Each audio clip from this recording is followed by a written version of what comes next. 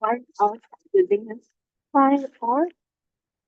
I think it is the one that you go inside. It's that building that that you exit. Yeah. Either way you can go.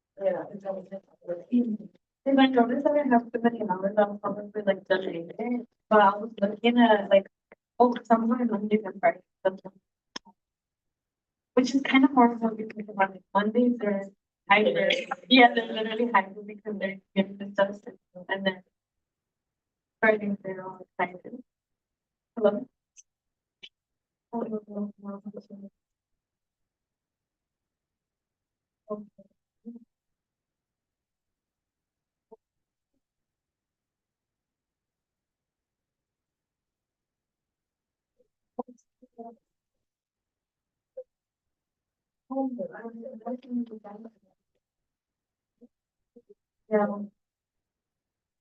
And that's myself. Yeah, I'm having to see it again. Oh, I'm not going. So that's why I'm like. Yeah, it's like.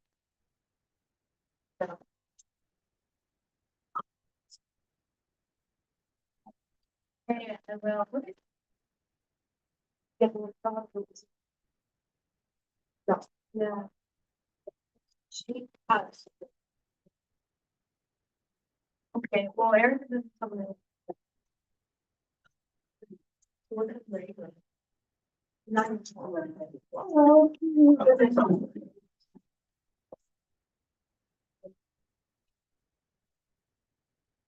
of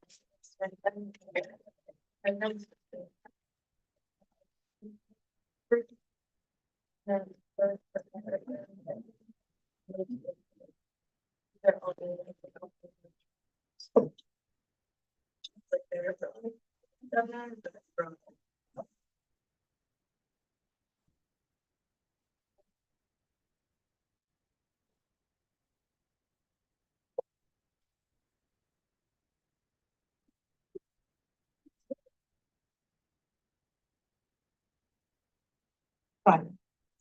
Let me try. I like look around and walk out. Oh, that sounds exactly like. Okay, let's get started. Who are you? No, how are you? You're here, I didn't see you. Did you have a good break? Yes. You ready for? How many classes are you taking? Three. Five? Everybody taking five?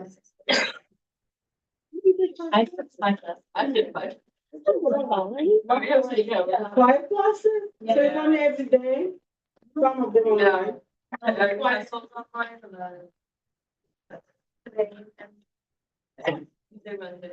But there are only three that are in this program, right? You're doing 338, you're doing 355. On BLBC. Okay, outside the program. Yeah, okay. Wow, that's a lot. Okay, we're here for the assessment course. I hope you're all gearing up for it. It's not as much work as the 313. Survive that one because we walk in the class. But only if you take responsibility. Only if you really have to carry that question. Did you have a glance at the syllabus? What is the one word for the syllabus at this moment in your mind? Lord, that's not my problem. They're like 5 pages for the university. Some of that information is supposed to be there.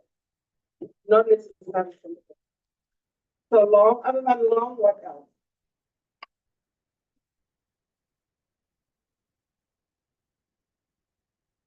Some people haven't looked at it. Long is good because it gives you detail, right? Rather than asking questions all the time, you can just go to the syllabus and get the information you want. Detailed. So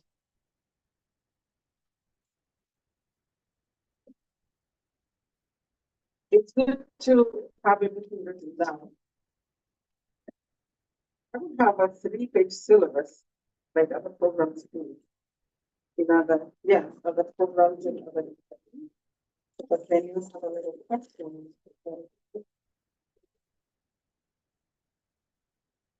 I see some new faces, some not from very long ago. They're not in the 313 class. If you're not in the 313 last semester, can you raise your hand? I can see your people. Only a few were. What if we were? Sorry? We were or weren't? Where? If you weren't. Oh no, I recognize you. Yeah.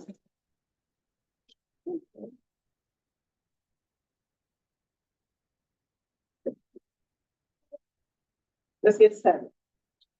So what we need to accomplish today, that's very exciting.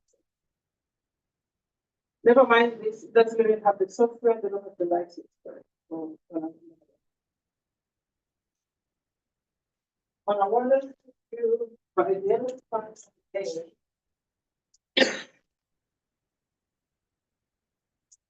okay,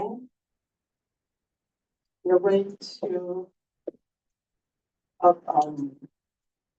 teaching mode.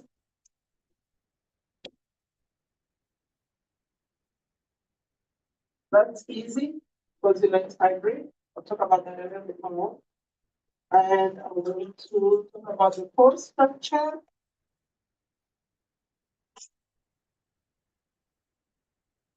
Very important. Has a bearing on how you read your course in your class in this class. Depends a lot of your own interest being part. And then we're going to talk about assignment.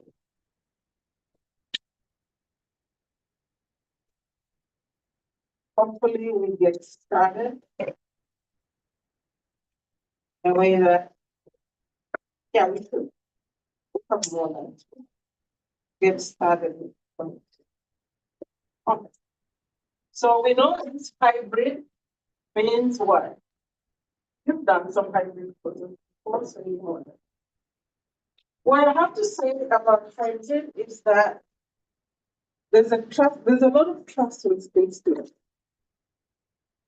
There's a lot of trust in students in the sense that when you don't have a face-to-face class meeting, there's something is that you're taking charge.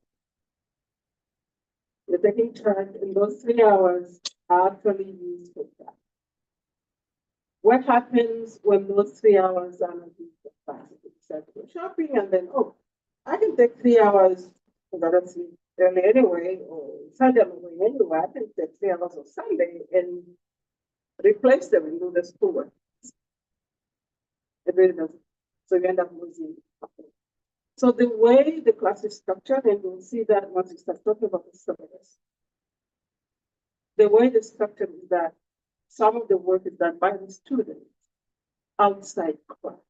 So when we meet for class like this, like we're doing double the work, not really double, but we're highlighting the key part, the key components of the work, so that the following class, when you are on your own, you know what to do. And hopefully you take charge and do it to be good. So that is the teaching mode. There'll be time to do the work on your own and use that time wisely.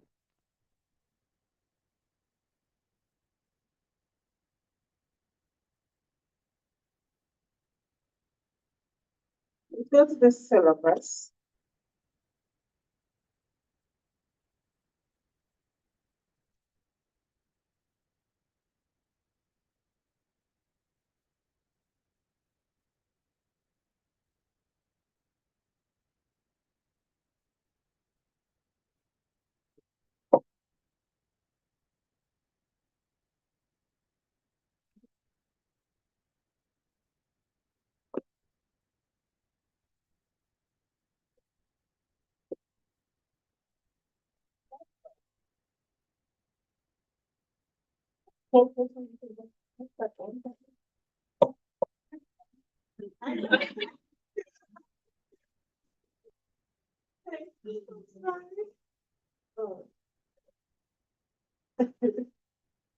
Okay, we're going to give you something to do.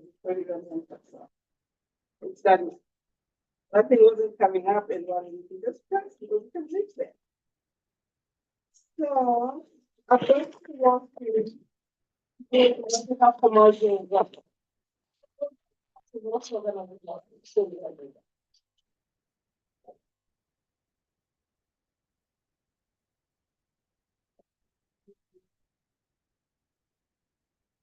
Let me get you while you're still fresh and get started with this.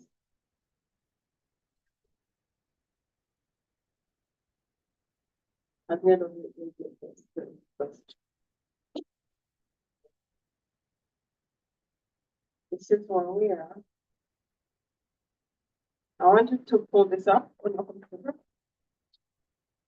And start pouring out your experience of assessment. This could be a time when you are being assessed. Could be a time when you are assessing someone. Could be a time when you are watching someone being assessed. But it had something, you felt something about it. Maybe you were being assessed, or you were assessing somebody, or you were there assisting in assessing someone. It doesn't matter. As long as it touched your experience, pull it from your memory and start putting down some notes. Those questions are supposed to guide you to write something. So it's a Word document, download it, put it on your computer, and start writing on it. We're going to spend about 10 minutes on it. That's it.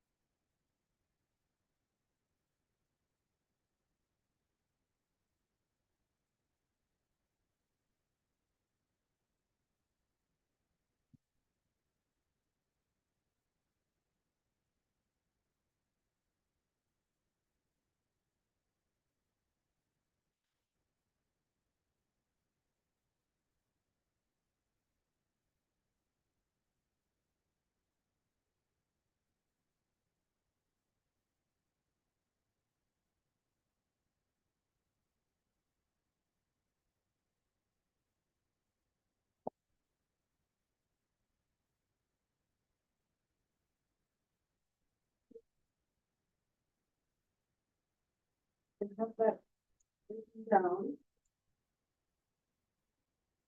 Leave that pen aside and let's go to the next one.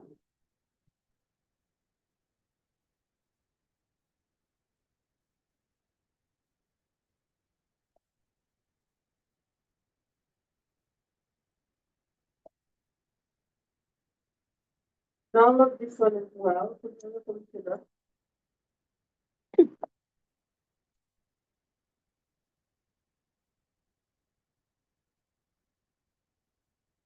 This one needs someone to read. This is about what you think assessment is and how you think that thinking. The more you write now, the better.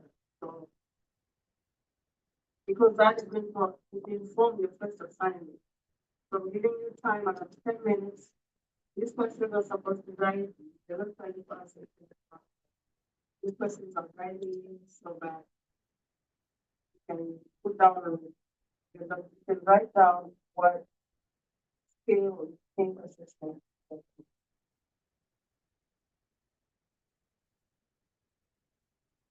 The more you write, the better.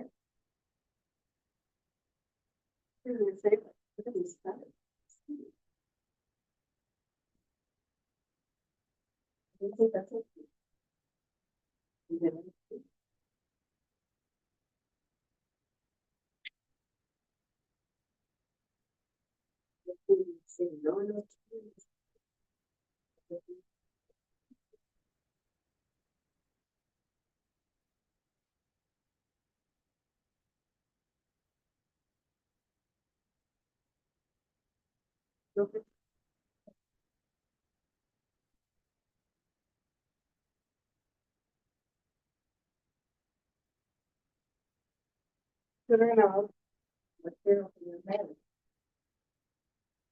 The next thing you're going to do is you're going to, once you're done with this, you're going to close that file, save it, give it a name you remember, and let it go for now.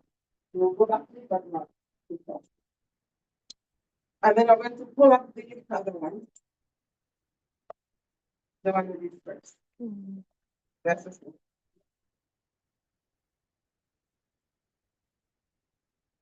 You're going to look at what you wrote and try to see whether the key points in what you wrote. You're going to turn around and face 3 people. So there's 4 of you. I think it's someone who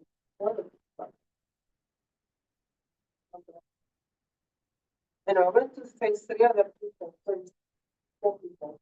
What you're going to do, you're going to see if there is anything that runs through your 4 different experiences. Are there any commonalities? Are there any commonalities in those? Well, 1 or 2 that it is. So just to make them cover Ariana, and maybe do it. And then another 4, maybe another. If it will work better, that's me. You're looking for commonalities. Turn around and start talking about your experience. Look for commonalities. The more you see commonalities, the better. Okay? Okay? Yeah, 3, okay. Yeah, 3, 3, 3, and then 4, that's fine. So, Corona, Cassia, and Rachel, 4 is fine. So, that's 3. Either way, I don't care about 2 is fine. 3 and 3. So, you want to pull out it. So, look for commonalities. Read your assessment experience and see if there is anything that relates to anybody else. If you know that. So that is really important. You want to give them more space so they can sit like a boat? Oh, yes, you try to get that.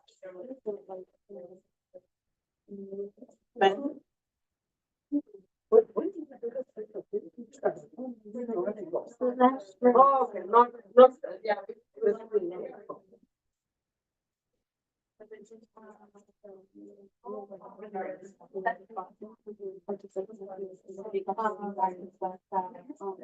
So for my experience, even the class semester, I had a couple of classes but yeah, but just everything and I said, so I guess I'll like it a lot, but I go, I'm from the like that she based on my other assignments that were like the reading is like bad. There is yeah. So we like when I was like the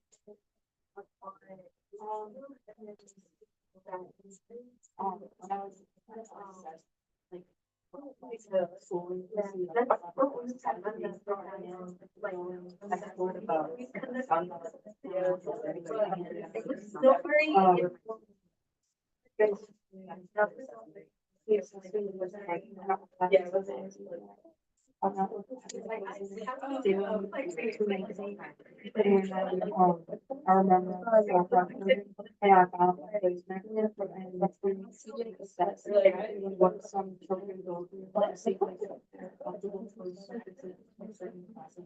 Also, they have to go to the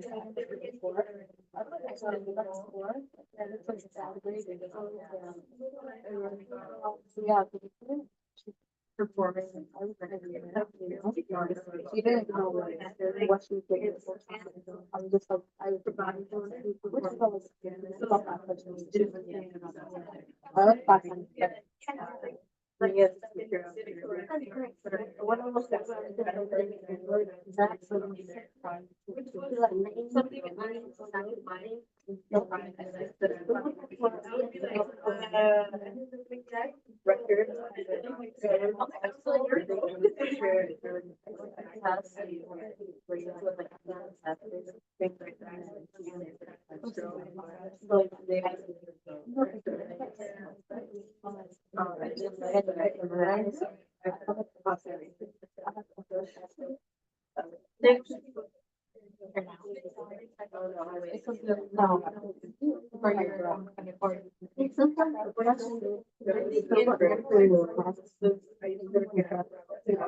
yeah, that's like my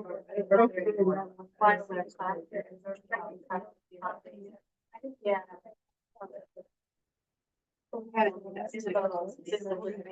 And I had to myself, like, 22. That's what I was like, and right now, it's no choice.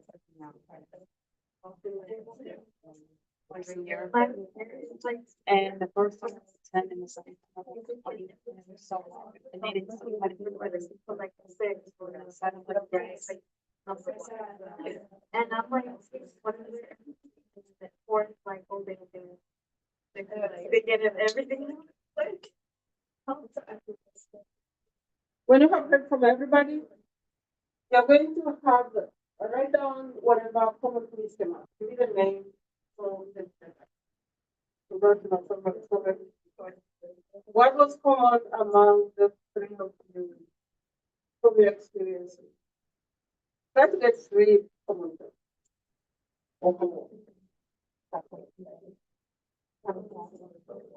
Or closely related.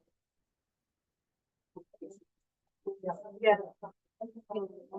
I had some terminology here. That's good. I had some assessment terminology. So write it down so you can tell us. I don't know.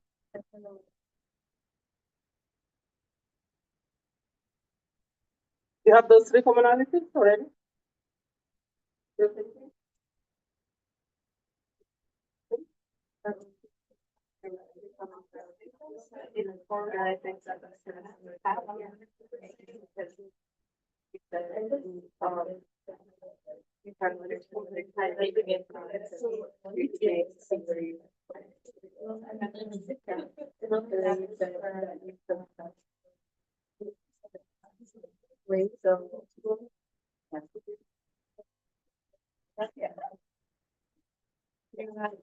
So you're Genesis and Ephesus. It's like, so you can say that you.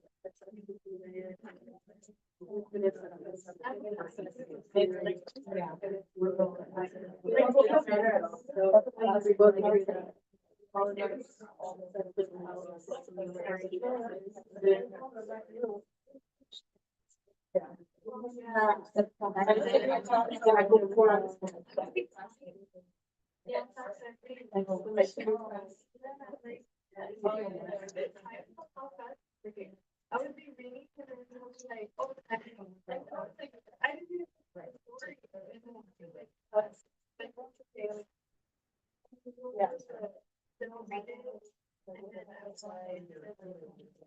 Yeah.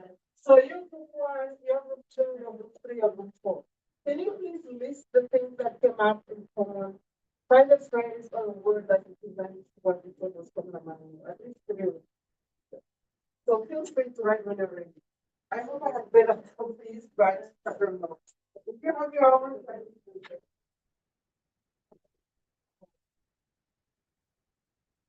I don't know why they are always saying that, like, what he says to the student, he's a pretty clear that we can learn how to do it.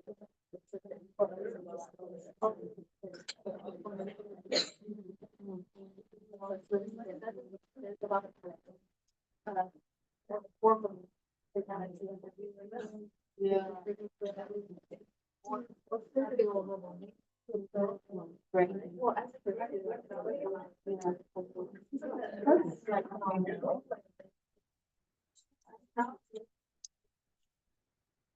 Gonna read out something? We're still hoping with the budget. Yeah. Oh, I was reading and. We're hopeful because we can. Next time, you know, it's like. How does that work? Oh, the thing is.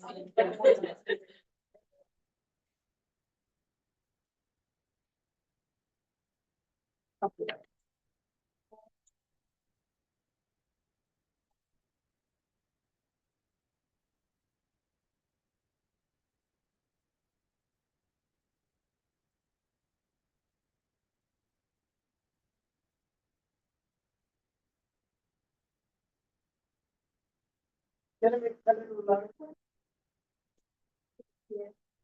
Hold on, even a minute.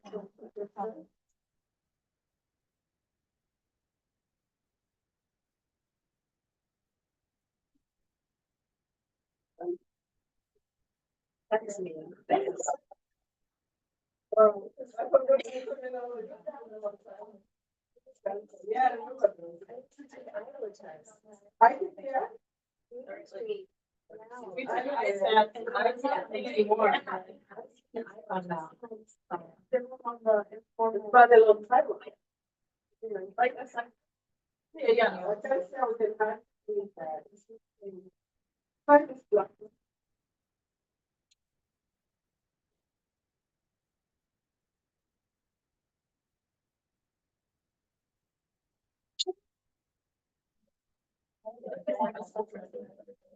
So I lose this white roll. I know I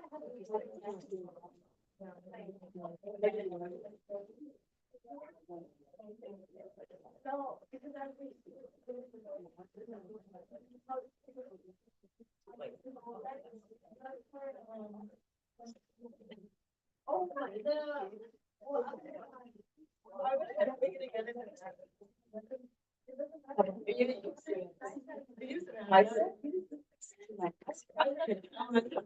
Oh, yeah. Oh, yeah. Oh, yeah. I was second. Okay. They got a short. They got a catchy phrase that catches the meaning. It was so better. I remember.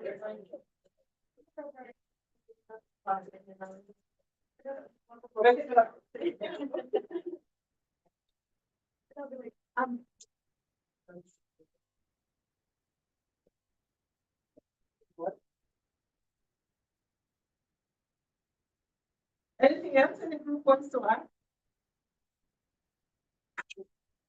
Anything going through your mind that you think could be there? Okay, I'll let the group talk a little bit about what they were doing. Let's have a more. Okay, go ahead. So we talked a lot about the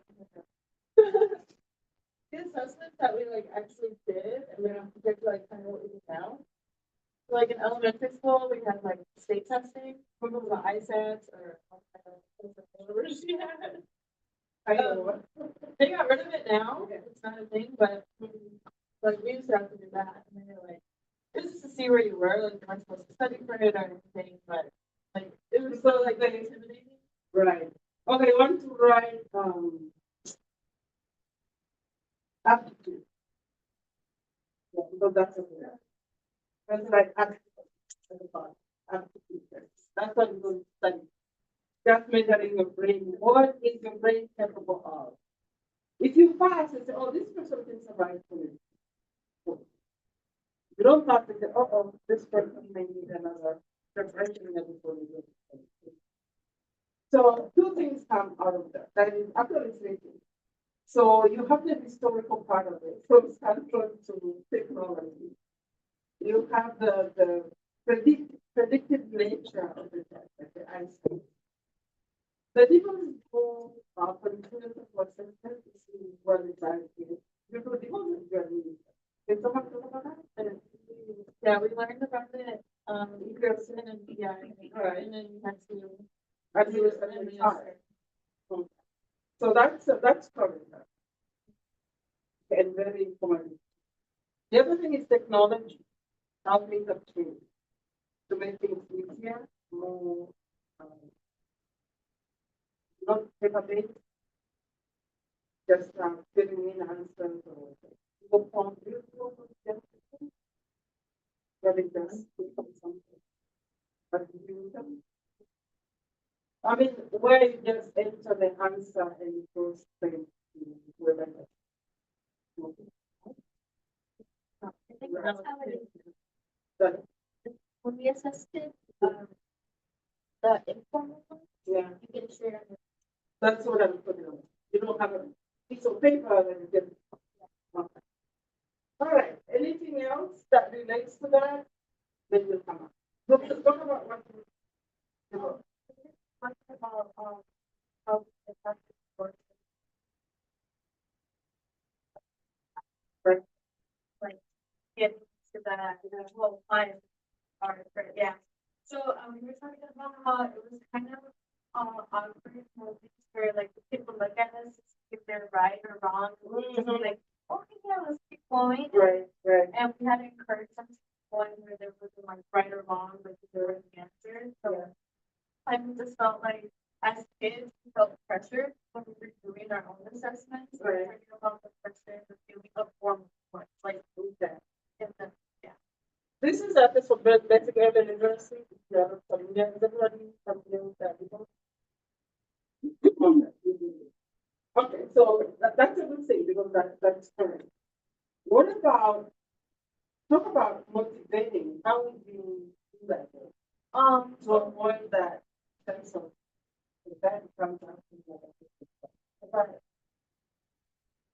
just talking about like, obviously, during the example, if they look at you, is it right? You guys, you can't tell them it's right. It's just kind of like, tell them to keep going and just putting like a positive attitude during it. So, like, you know, if you look at it, set their opposite would be like, what I do. So it's important to positive mindset when assessing, even if they are getting it. This is for what they're doing. Okay, one of the things to add access and influence. Access and influence. Access and influence. Yeah. And then we also talked about too, like, obviously, like, a lot of pressure for schools and like some kids. Like, I know when I was in school, like, I did perfectly fine in classes. Like, I had A's, but I didn't take a test for the life of me. I just was not good enough. I don't know why, but I know like some kids struggle with thinking kind of like you can't. Okay. Sounds good. Pressure, yes. You still feel pressure when you do what you think. Was that done on you when you do on program? Yeah. I think it's like the fear of like misinterpreting the kid and like messing it up, being like, no, they're fun. Right. And that exercise process is really difficult because people are really smart. Even when you try not to tell them it's an assessment that matters, they know it there. So you want to give this little space, even when they do something out of the ordinary, just want to move normal. And give according to the what we can standardize that, according to the procedure. We don't want to mess up the procedure because then that the results. See that word there, you know.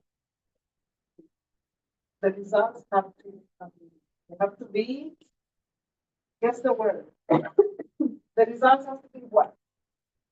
Come on, this is the assessment. Think about it. If the results are not that, you cannot even use that.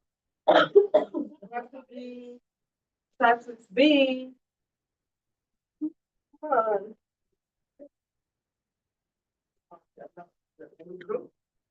Assessments have to be. If they are not valid, you cannot use that data. If you use that data, you're going to make wrong decisions. Let's finish this up real quick. Look three. assessments can feel overwhelming for students. Because of a lot of pressure, but like teacher, they're important though because that's important data for teachers to receive to see like or like what the classes the child is placed in, and they're helpful because like we need to know where they're at developmentally so we can give them the proper like tools and the best give something. Right. Actually, somebody needs to add central role of assessment. Without assessment, how do you even know how to teach the following class? How do you even know what to say in the next 10 minutes, in the next 15 minutes? If you're doing one task in class and you're stuck at it, can I just move on, or do I have to go back and see if you're with me and try to find ways to see where you are? So the central role of assessment in teaching is just so important. Because without that information, you cannot move forward. And these are young children. You cannot ask them to explain where they're stuck or to tell you what they're thinking, and then you can compare it, that they understand. You know, you can say the same thing in different ways. Or if you don't have the words for it, you can do something. But for young children, they just, yeah, look at it. Are you happy with me? Are you mad at me? That's what they're thinking. They don't really go beyond that. So the central role of assessment for teachers is cannot separate from teaching.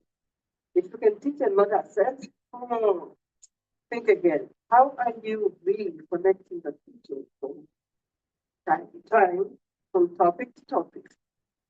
If you can only teach and not assess, it doesn't make sense. If you're teaching, you're also assessing. And did I see? Oh, I think I've heard a word there, but it never really. Informal assessment, when you're getting the feedback and using it in the instruction in that same session or at another session. So informal is really good. Okay, group 4. We often talk about the assessments we have, Right. and we don't like the assessments that you know you're doing great, like you get a score at the end, or the classic failure. You know, this one is kind of like throughout while you're learning, you don't feel like you're being tested and needed. Right. But we also all agree that we put that feeling pressure, taking it, Right. even when we know something, we just kind of like, yeah, it's just a lot of pressure, so you don't do as good just because of how we're feeling. And then we also mentioned the practice exam, like having that assessment, like a practice one before the actual assessment, and it makes you do better on the actual. Yeah. I think that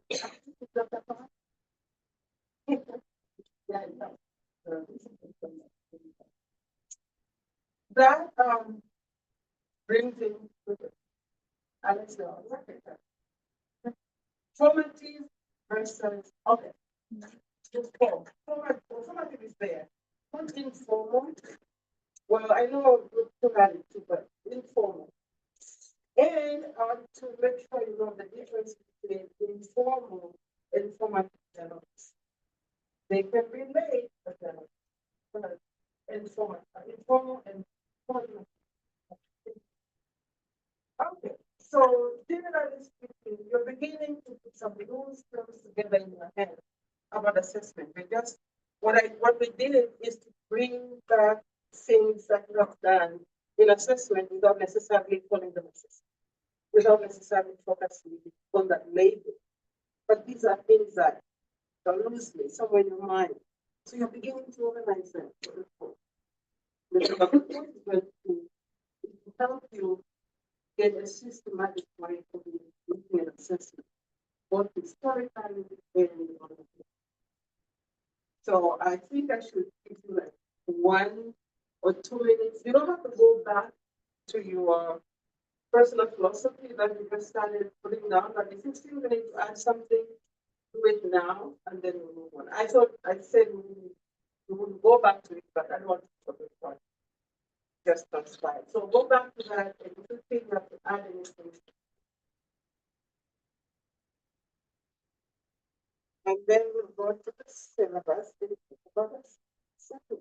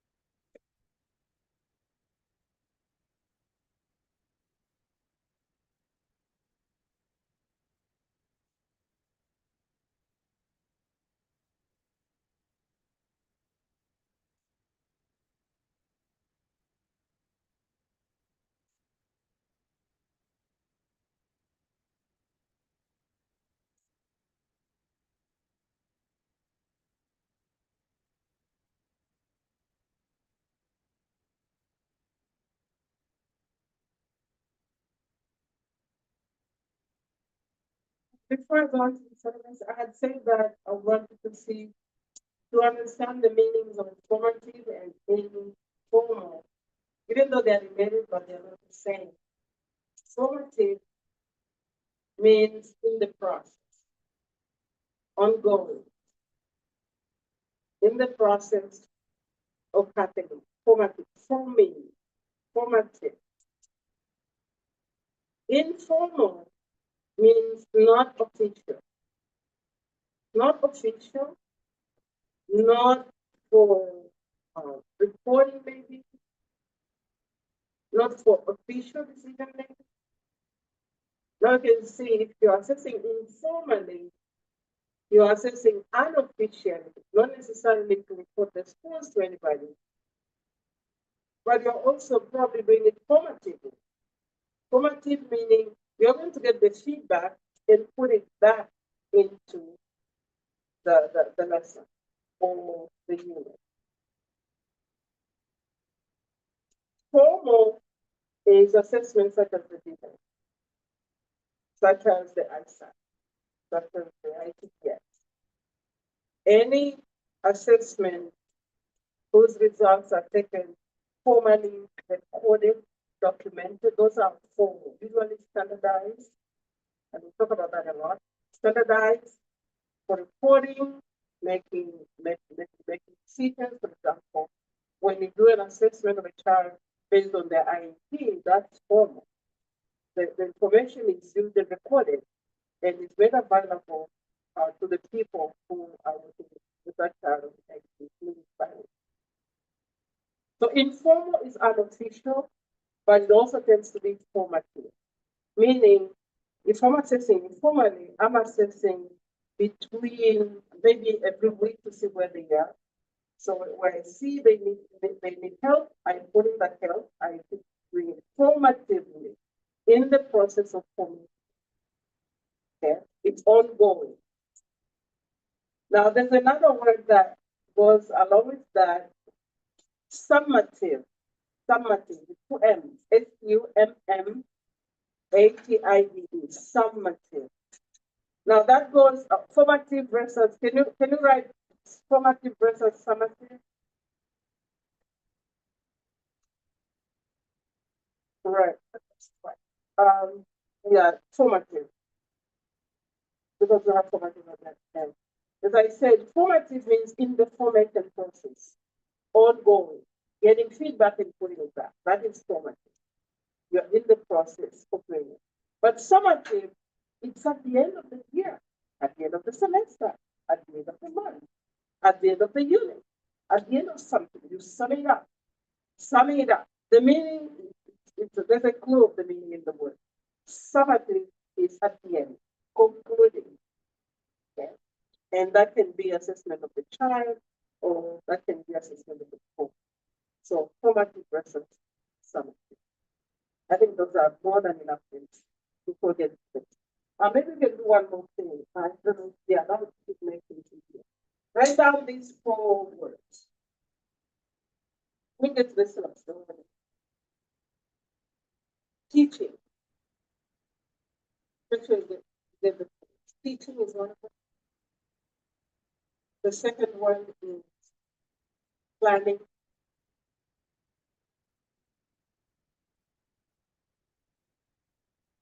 Another one, assessment. So you have teaching, you have planning, you have assessment. And we're going to add one more. I want you to take a blank piece of paper and show pictorially how, if and how those 3 are related, if at all. Teaching, planning, assessment. How do you see them? I just said a few things and I still have that. That's okay. But teaching, planning, assessment. Use a big piece of paper that you can hold up so people can see what you have. Those tutorially show how they relate. Some people do some very interesting things. I never get the same thing in people many times. So get a blank page and see how those pages. And I right? I usually do. I just didn't have my I know. backpack with me. You know what? I don't have pens. Where's the idea of a pen? Are you kidding me? I don't have my backpack with me, that's why. I know. Yeah. Get my bag. At least I brought my computer this time. We go to school without pen and paper. Thanks to technology, I'm still malfunctions and then do you know how many phone numbers or friends and family you don't have off the top of your head at the moment? Yeah. You have that on your phone? Yeah, and then you lose your phone, you need to get back to somebody. You want someone, you know, the phone so I can pull my around with that.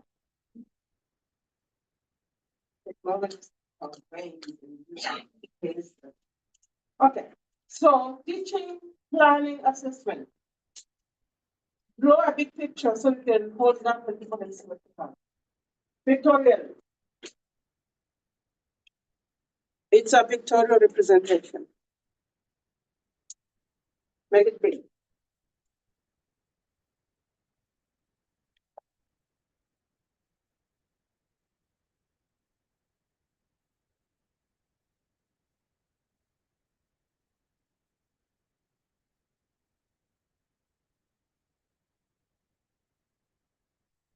Make it big and bold enough for someone at the other end of the room to see what you have.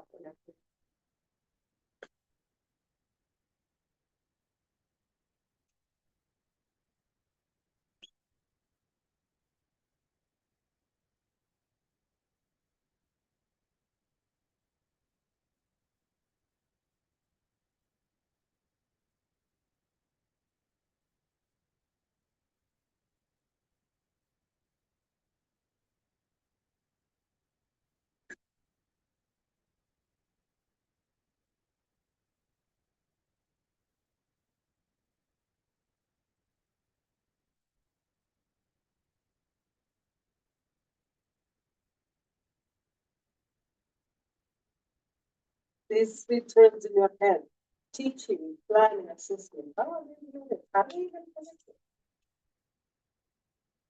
They even not together.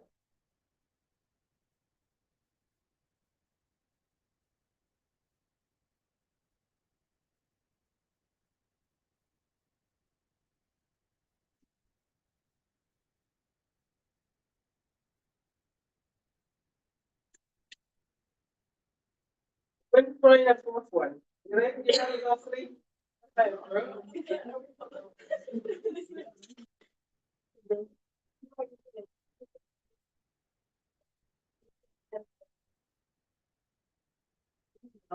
Before you hold it up, are they related? Do you think they're related? How lazy can your brain doesn't put in on paper? Exactly. Teaching, planning, and assessment. I'm going to throw in a fourth one before you throw it over. Have you tried? Of course. No, wait. Right, right. Right, like how they. This is pictorial representation.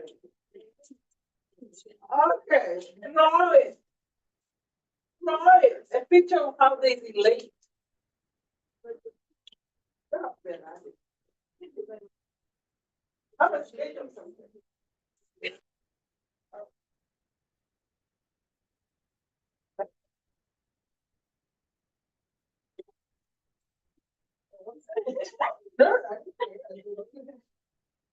Okay, I'm going to throw in a fourth one. You ready?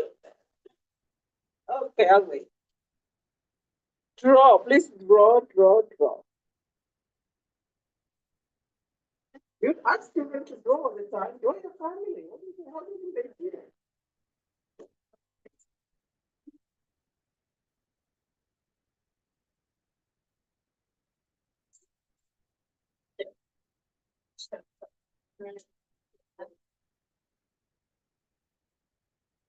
Okay, I'm gonna throw in the fourth one now.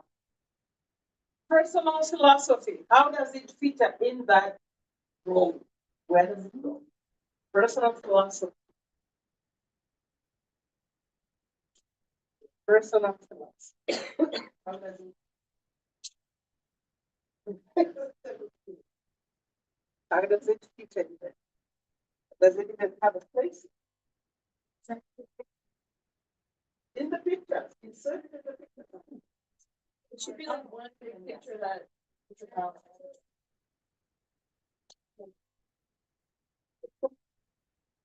Okay, you said personal philosophy. Okay, hold it up so everybody can see. I don't even know what I did. Just hold it up. All right. Can you pull the paper so that you can try the different angles? Um, wow, You guys are artists.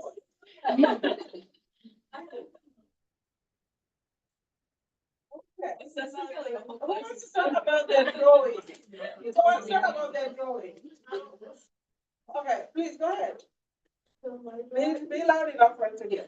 My drawing is really simple, and I believe that this all comes together in the child. The teacher has taught the child the lesson. The child has, after planning the lesson, the child has comprehended, is showing comprehension, demonstrating it.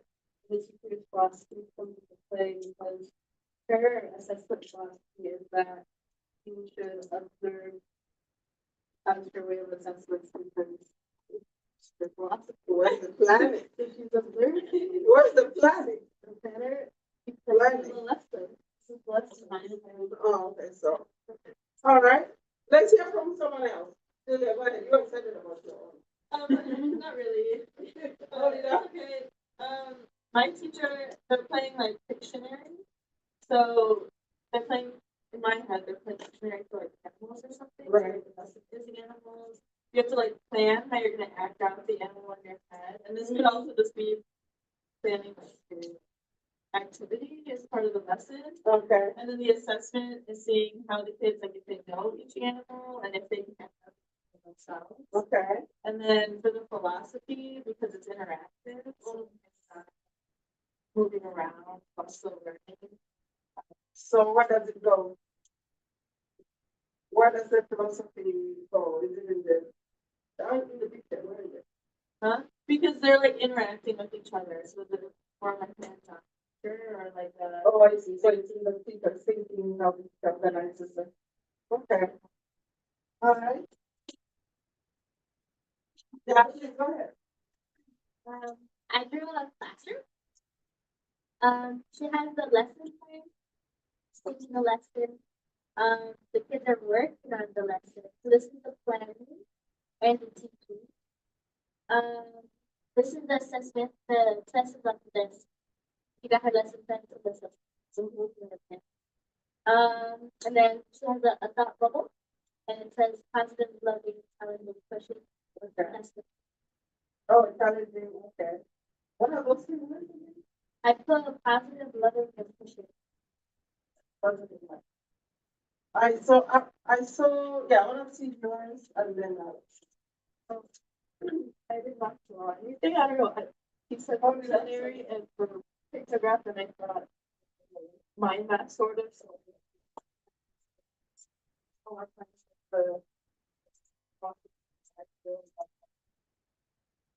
Thing to do with everything. I think everything just kind of goes hand in hand, so there's arrows really connected. some people are smart, they don't know that. Okay, let's see what you have. What do you have? So I have plans, so that's interpretive circle, kind of desk. Sit down. And then she's gonna teach her numbers. And then she's gonna assess this student by asking questions, because this one is that type of. Then she's gonna ask this student a different way, different type of. And then she's gonna take that information from her assessment and plan again how to implement that. in the assessment. And that's her philosophy is they don't all learn the same, so she needs to plan how she's gonna assess that. So where's the philosophy in the picture? Right, well, her philosophy is teaching them or assessing them in the ways that they understand. Okay, that's a good point. That's very clear. Anybody else wants to share? I like the thinking man right now. All right, one additional question and then we'll go to where does it all begin? You have 4 terms now. You have teaching, you have planning, you have assessment, then you have curriculum philosophy. Where does it all begin? What is the first thing that triggers the rest of them? Uh-oh. I can't bend. I can't bend. All right. What is the first step?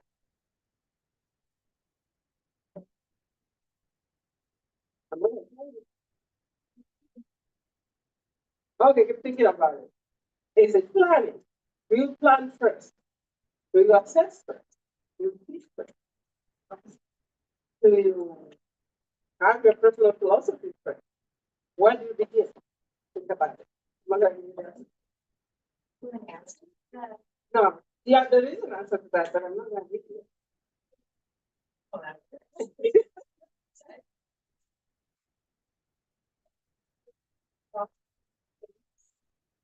How to plan.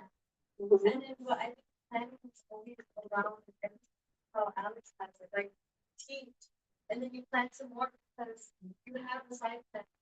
Things not going well, you have a side plan for your kids to stay active and engaged, and then you assess, right? That assessment helps you plan more on action. Okay, that's a good explanation. I like that. Anyone wants to add to that? Let me ask you this. If you believe, okay, everybody has their personal philosophy of teaching, personal philosophy of assessment, personal philosophy of planning, everything. Okay, someone may say, I plan everything to the last detail and I have to follow that plan. I'll tell the students everything they need to hear, and I'll say twice to make sure they hear. And then I'm going to ask them what they heard. And that is how I teach. Okay? Someone will say, my personal philosophy is I want to see where the student is. Before I teach them anything, I want to see what they have in their head. How they if they have anything that relates to what I'm doing. That's how I'm going to start and see where they are and then plan from there. And that's what they do. When these 2 people come to assess the children, they will assess in different ways. They'll not assess the same time, in the same way. All right. So does it make sense now that there's a starting point? Which is what?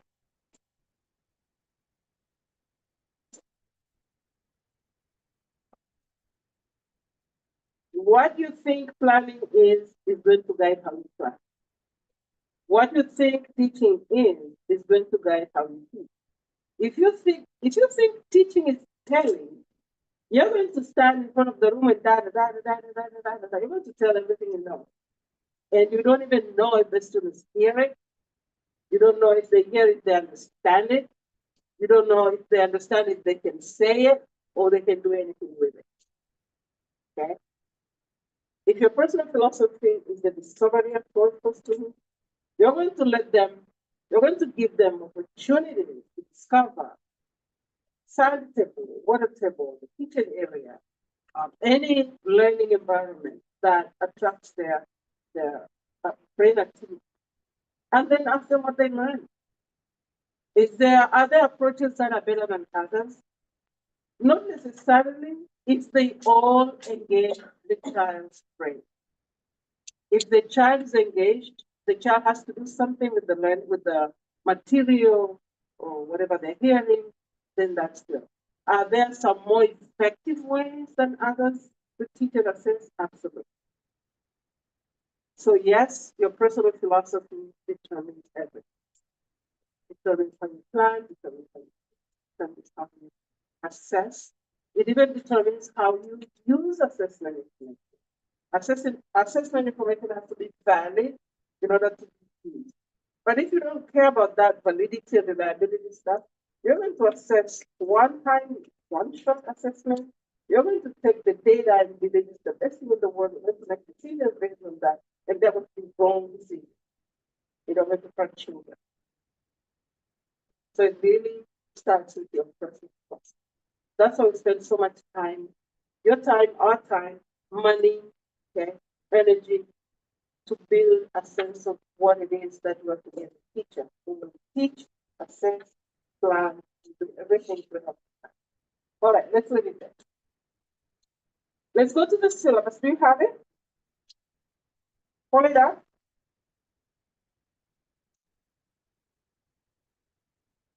Or do you want to have a break test? Break test? You want to step out and step back in? Yeah, okay, because it's long with this time. Let's take a 10 minutes break. Come back fresh and we'll talk about the assignments and be sure what is ahead of you in this class.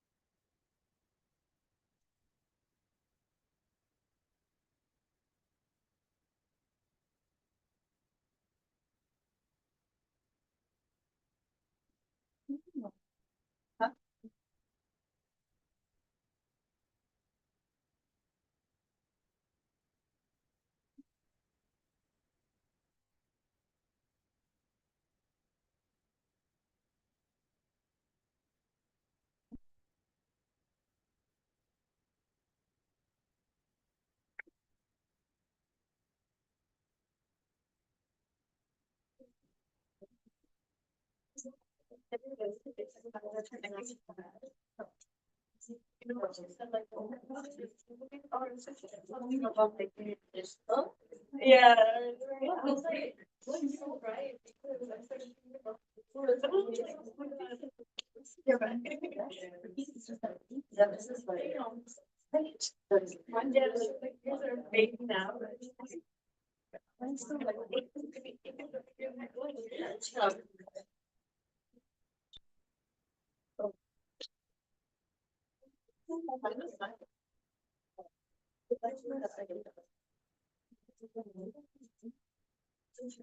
My mom. I think actually not. And I got it raw, not like raw, like I was like chicken is not.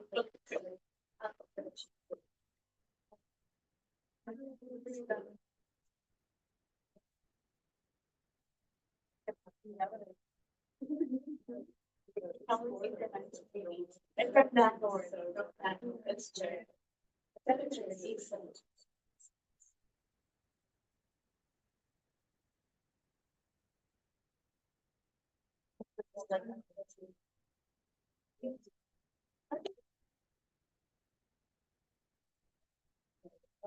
Not like trying to be a son,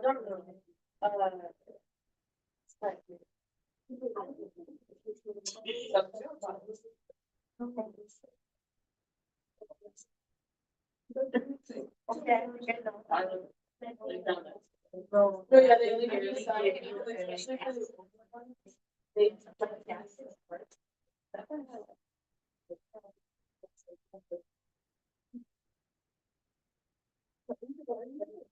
Yeah, I'm right there. I don't think we have any by there, so like.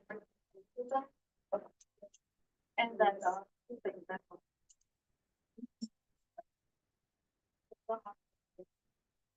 I think like, I don't know, because they're doing it in the secret driving something. I drive all day long, every day. I'm surprised. What? I have not.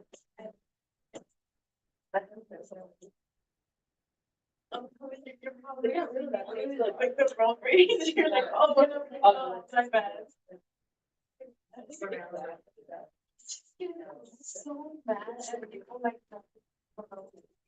I'm like, girl, it's like 30 minutes. I think I don't know where that's it. Like the track. Yeah, there's.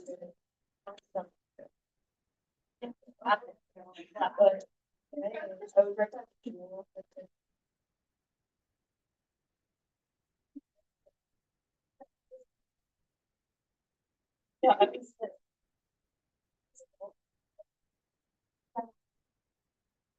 like what? Yeah, like. I'm confused. I shouldn't be really. Or touch the F word, the caption. About this, yeah. Yeah. Let me check, yeah, she has the MacBook Air, so she picked it up. Is it the old Air? Yeah. Oh, you're gonna like this one, you're gonna like that one. This is heavy. Yours is some. Yeah, that's here. I just got it. Alright. Alright. Yeah, no. Literally the funny story is that I wanted to buy an iPad and I bought it right Friday. So I was like, oh my God, man, look at $50. Like, I'm getting it. And everybody was like, no, go get it. And I was like, I'm getting it. And they're like, no, I'm getting it. And I got it. And then like they're like, you're buying the at the is that 15? Huh? Yeah. Yeah. Go back to the Apple. Oh yeah. $6.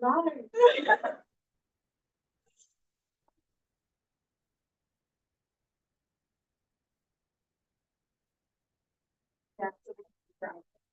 No, I did. There's no purpose for it, so I was just using it for inspiration. I kind of was so I didn't use it. I don't use it at all either. I didn't use it for definitely. I'm fine, but I'm just there like watching my. And I have no, it's you know the funny thing is that I got the family. Yeah, so. Let me ask you this. Do you have another class today? No. It's only this one? Wednesday nights is 3:55 in the release. That is.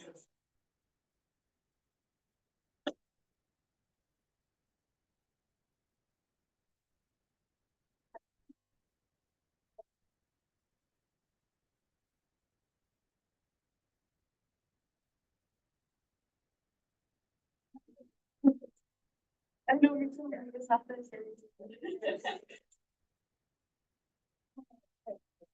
And I'm the better.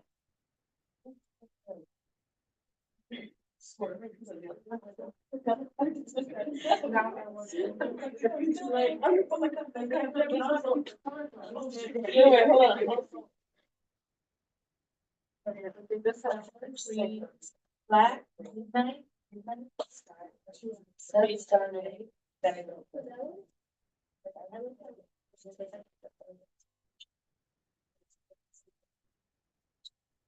You have your phones on, I have mine off. Is Thursday the 31st or the 30th? Thursday. Because this is Is the 30th. Yeah, I'll take this. I'll correct this.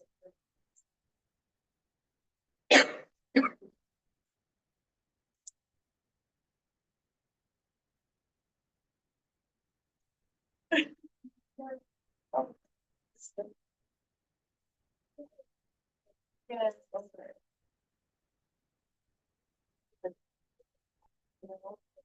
No. Hi. Situation. It's the next topic. I don't know why, but there's this one question. I don't think it's, I don't know if it was in the books, but it's like, I don't remember the book, but it relates to like, oh, this is boiling hot. And then the question would be like, oh, is it hot? And I'm like, it's something similar to that. It's like, what do you mean? Like, it's just. And then it was like, oh, I'm sorry, God. I'm like, this is.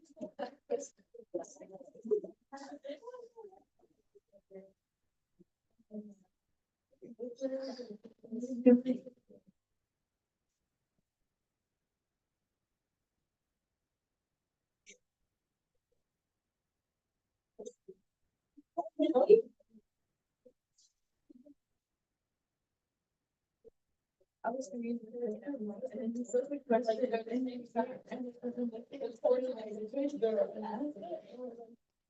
Right. I'm really doing something.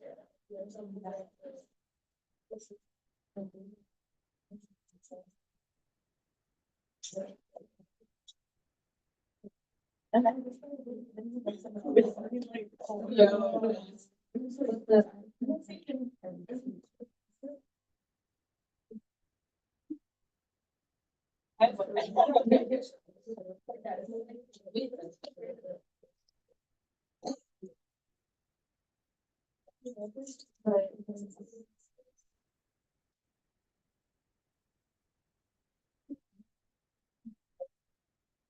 no, that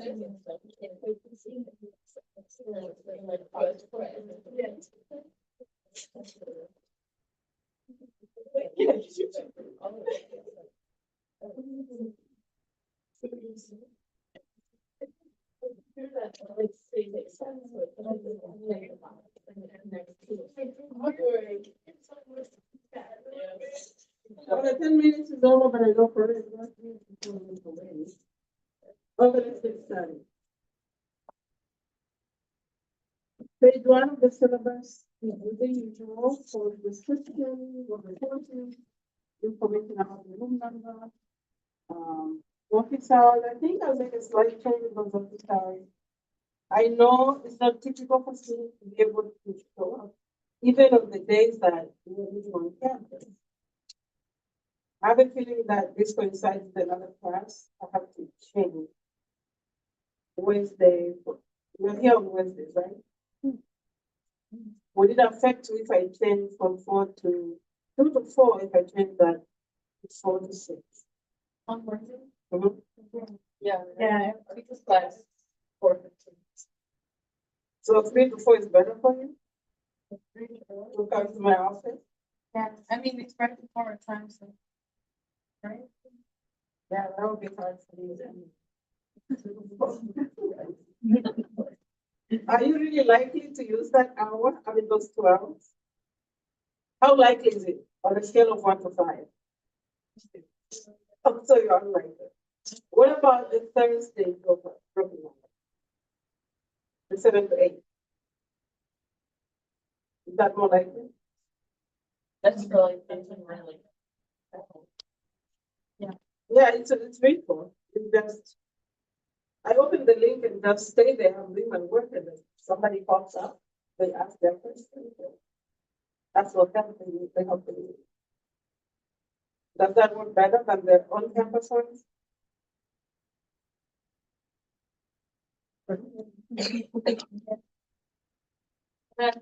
Thursdays, 3 hours, yeah. You're not in class on, Something. this is after this Oh. class. Right. So yeah, that's good for me. I cannot change, I'm not changing the 7 to 8, not to retro. I'm thinking about changing the Wednesday to the 4 because I believe there is something that for the 7th. I even Mondays.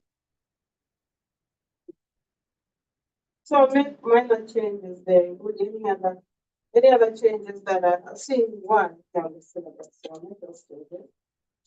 Let's go to, did anybody get edition 7 of this? This is 6. Is that what you have? What do you have? Edition 8? That's the order. Yeah, whatever. Show me what you have, because I have an older one, the publisher doesn't, the seller doesn't always send me a new one in this one, a new edition, even though I use it. Can you show me any that you have? You have edition 6? It says 6 on your syllabus. Or is that the one we should get, or should we get the new one? Oh yeah, always get 6 or newest, I had to change that. Or later? Oh, it does. Or latest, or later. Well, that's what I have, but I want to get the latest. Usually they are minor differences. Now, I want you to take a moment and Google this book. You know, this is 2005. But it is so, yeah, 20 years ago. But it is so good. Developmental screening in early childhood. Just type that on help. Developmental screening in early childhood. The author of this book was the president of Erickson Institute. Erickson Institute, they have PhD in child development alone, not even every child in child development. So it's really, really good. It simplifies terms. It talks about validity in ways that are so easy to understand, reliability, and to make things better, at the end of it, if you get a hard copy of it, at the end of it, you have instruments. They're about from page 187 on the folder. There are quite a few instruments. Early screening inventory device. So it gives you a really good sense of standardized instruments. I'm going to pass this around. Please flip through the pages. And I want you to tell me online if you see it, how much is it? Maybe in thrift stores, maybe? Somebody told me $1 or something. Yeah, yeah. That's $1. Get it. That's what I'm saying. Get it and keep it. This guy is he's not going to give another edition at this chapter. So I'm going to give this to circulate this. Please look at it, and especially the last pages. It is so good. It's a handy book that you want to make it part of your library all the time. Make sure you're ready to see through the end. So get it. It's not that expensive. And the only copies that have been produced are the ones that are circulating. Where are you getting copies?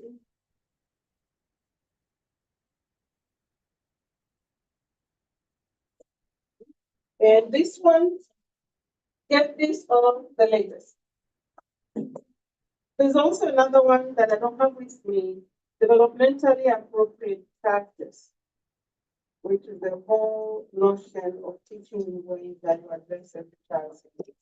That is recommended, even though it's not required. It is something that I would really want you to consider having, have access to in the library, in your collection of books in your collection. That one to be part of it. If you can buy it, buy it.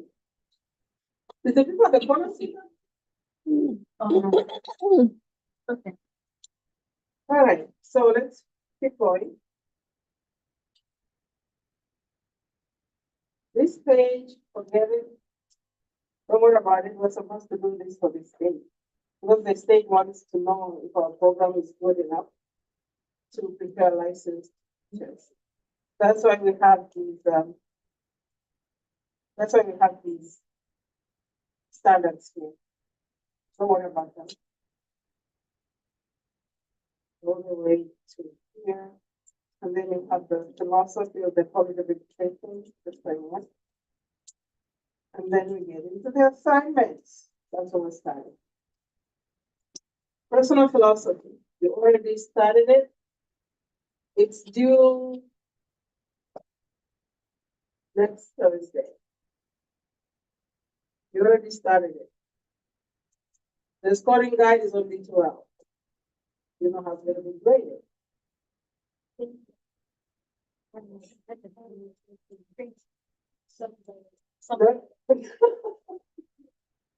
Yes, because now you have learned how to write, I have the right to require it. I know you have learned how to write, so I'm requiring that. All right? Please don't tell OpenAI to generate something and submit to me. You'll get in trouble. The student handbook, it is linked on page 20% of the syllabus per reason. Because that is misconduct and that is absolutely unacceptable. Okay, any question on the personal philosophy? Take a moment to look at the scoring guide. You know what it is required of it. Go to another folder that says scoring rubrics, guides and rubrics. Pull up the scoring guide philosophy and see if you have any questions for me.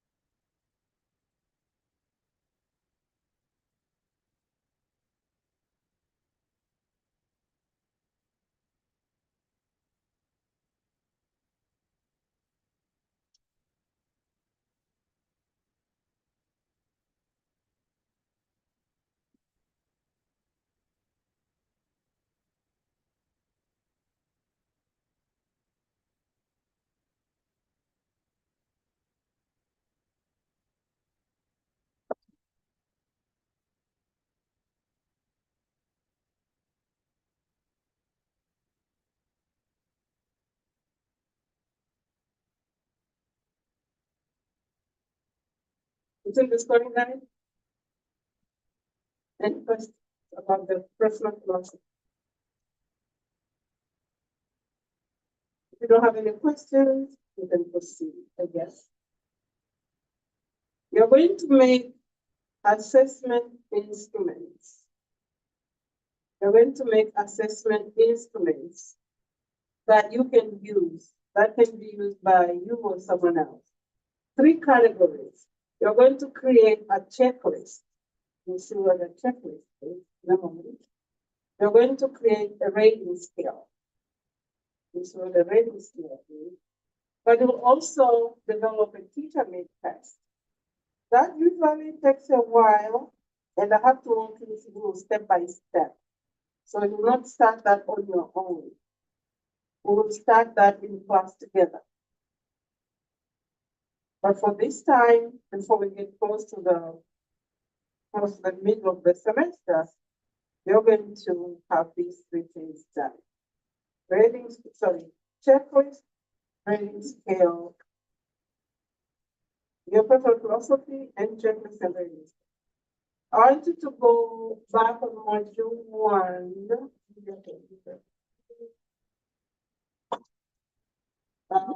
Yeah. That's so you have clear understanding of what.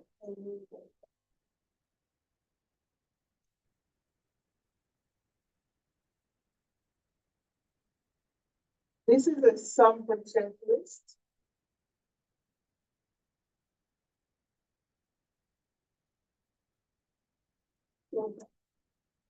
What is a checklist?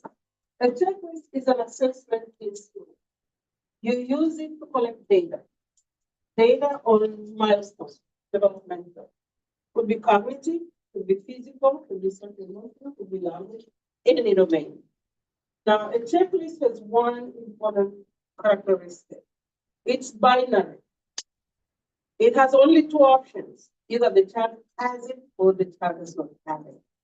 It's binary. Yes or no. The child can do it or the child cannot do it. This is a good sample for 0 to 3 months. And you identify skills that you want to look at on at least 3 domains. You can also look at the checklist in the scoring, in the folder for scoring guides. You can look at the format for the checklist. But this is an example of what it would look like. As I said, it's binary. It's either yes or no. The child has it or the child does not have it. Can the child stand on their 2 feet? Yes or no? Can the child pick up something, piece of that? Yes or no? Can the child make eye contact? Yes or no? So it's either the child can or cannot. That is a checklist. It is the lowest form of, I can say it's the quickest, easiest and quickest type of instrument, assessment tool to collect data. Because it tells what the child can or cannot do. Now you specify, as a teacher or parent, you specify what domain and what specific milestone you want to look at. The important thing is that there are only 2 columns. Either the child has it or the child does not have it. Now, because I believe in learning by exchanging ideas, you're going to do these 3 instruments in here. They're all both important. If you decide to work on your own, you don't get any extra credit, but you miss the opportunity to share with someone else. You work with a partner, but you submit your own assignments. My assumption is you work with the same partner for the checklist, for the rating scale, and for the teacher test.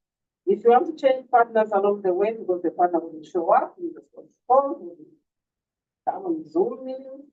That's up to you. I don't get into the business of sorting who's working with who.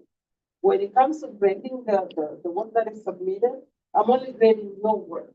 I don't have any work. But when you work with someone else, you have the advantage of discussing the work and getting another opinion on it. You can divide the work, you do this, you do this. But at the end of it, you all know the whole chunk of work. Not divide that with the this part, this is what that doesn't work.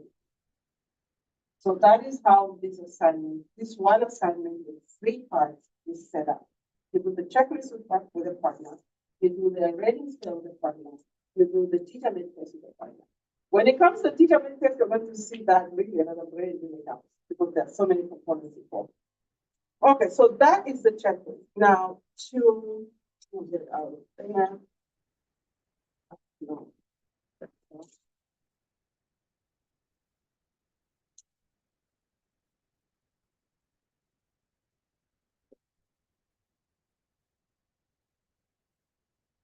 So what is this? Okay.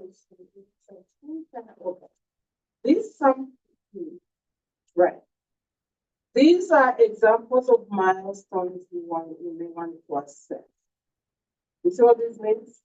Lots of resources in this. Only you decide how much you want to learn. These are examples of milestones for different ages. For the checklist, you're the infant toddler, which means from what age to what age for the checklist. What age to what age? Birth to, hello, you did child development, right? What is the age of infant? 0 to 15 months. And what is the age of toddler? 16 months to 2 years, or a little over 2 years. When it gets to 2.5, they're too old, they're not toddlers anymore. They're getting more like preschool. So the checklist must be for a child within the range of 0 to 2 years. But you have to specify. Because for young children, even just a few months makes a big difference. So you have to say the checklist is for 1 year and 2 months, if it is for 1.5 years, if it is for 2 years, you have to specify. Otherwise, it will not be helpful. But it cannot go beyond 2 years. If it goes beyond like 2 years and 2 months, that's okay. But when it hits 2.5 years, that's more like preschool. Then you closer to preschool than partner. So you will work with a partner for the checklist, and you will develop a checklist specifying milestones and see other sources. This is for, like, this is for older ones, so this will be useful for the rating scale.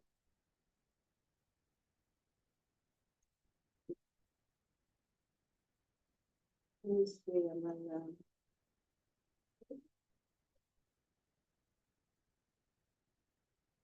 okay.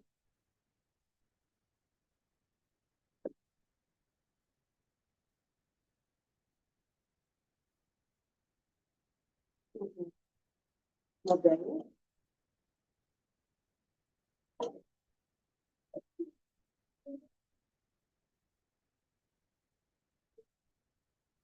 Okay, now that I'm here, this is a very useful site for infants and toddlers. It's very, very helpful. And running record is another type of instrument. I don't want to jump out of what I'm talking about. Let's see if we can get.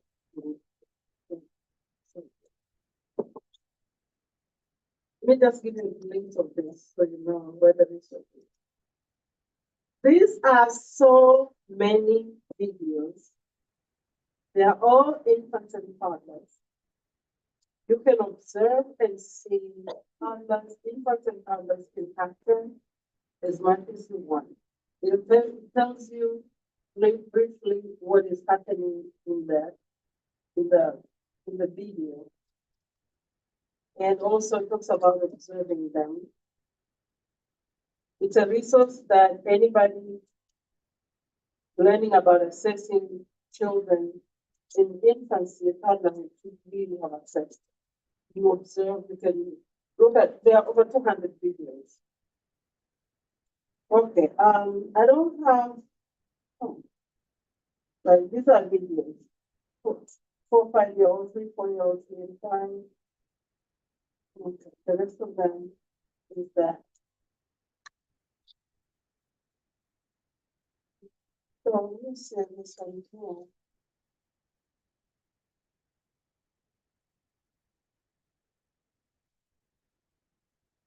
Just as an example, and hopefully you can find milestones that are for the younger children. They can be about movement, they can be about hand and finger skills, they can be about language, they can be about cognitive, social, generally physical, or self-help.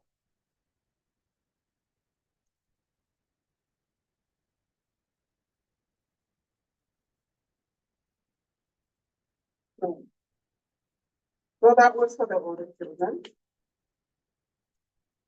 And if I see another resource with the younger children for the kids. But do you have a sense of what you're supposed to do for the checklist? No. From the checklist, let's go to rating scale. This is very important now. You see how the sample checklist has 2 columns?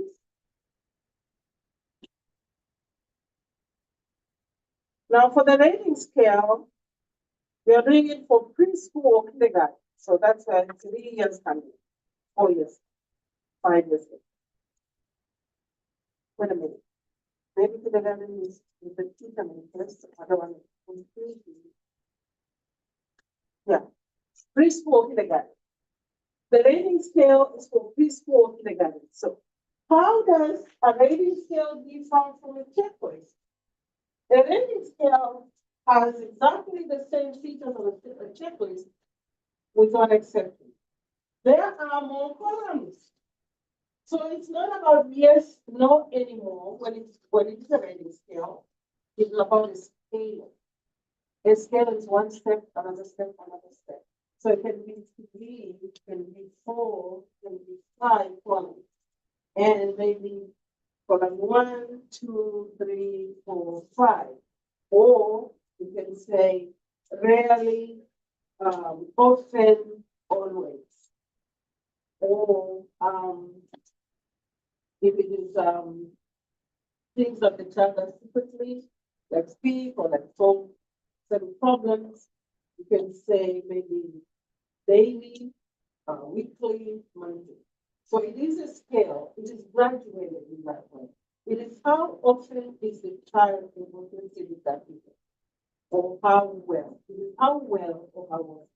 A checklist says, a checklist only tells you that behavior is yes or no. But a rating scale will tell you how well, or how much, or how often. So it has more columns. Does that make sense? And that is the only difference between a checklist and a rating scale. Do you know what to do for the rating scale?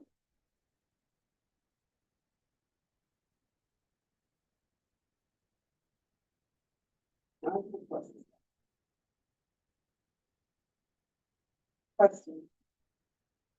Checklist, rating scale. I just told you the difference between checklist and rating scale is that rating scale asks the question, how well, how often, or how effective. It gives you a graduated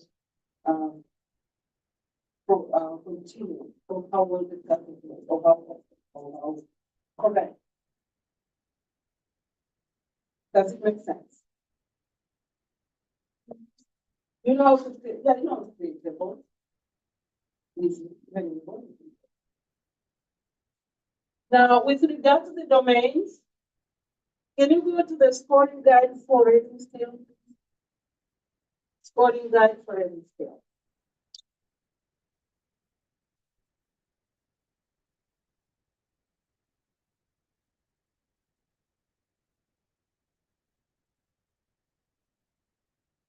How many domains are required?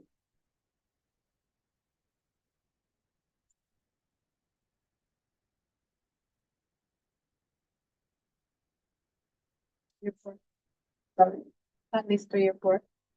3 or 4 domains. What would those be? For example, Physical, cognitive, language, social. right? And for physical, you can decide you're interested in the fine motor skill or the question. Language, you can decide you're interested in vocabulary or conversation. How well can the child engage in conversation? 5 minutes, 10 minutes, 15 minutes, 10 minutes. If it is a checklist, yes, no. But then you want to know if yes, how well. Okay, if you don't have a question about checklist or rating scale, do you think you're beginning to get a sense of who you will work with? Look around the room. Who looks like your partner? Not sure yet? You have to go home and pray on it. Because your partner can drag you back, can boost you, or can drag you back. But you can change your partner. You're not locked in with them. You can quit and do things on your own. Okay, I'm not requiring that to identify a partner right now, but this is how the assignments are. The instruments are set up this way. You don't have to do them this way. Only you don't get extra credit by doing it yourself. And if you identify someone to work with, you're not tied of the hip. You're not tied of the hip. You can say, no, I can't work with this person. I'm doing my own. You don't have to tell me because I'm going to bring my own friend. But you will really miss the opportunity to talk it out, flex it out, and ask the right questions to help you develop a good assignment. So it's up to you. It is set up as a partner assignment. And when you start teaching, you're going to be working with other teachers. So you better learn how to work with other people, especially the ones you don't like. Yeah, really. When the principal hires you, the exam, oh, go to the second grade team. And oh my God, I did not work here.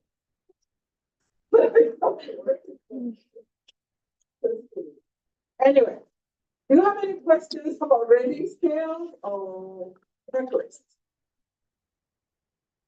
Yeah, somebody informed me in high school.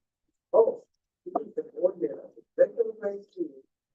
Yeah, we're important. She's the one who reports to the principal who does here. So we start inviting them for tea. That's it. No, my point is you have to be able to work with anybody. Yeah, I've gone through that experience a lot. So many years in the field, you work with all kinds of people.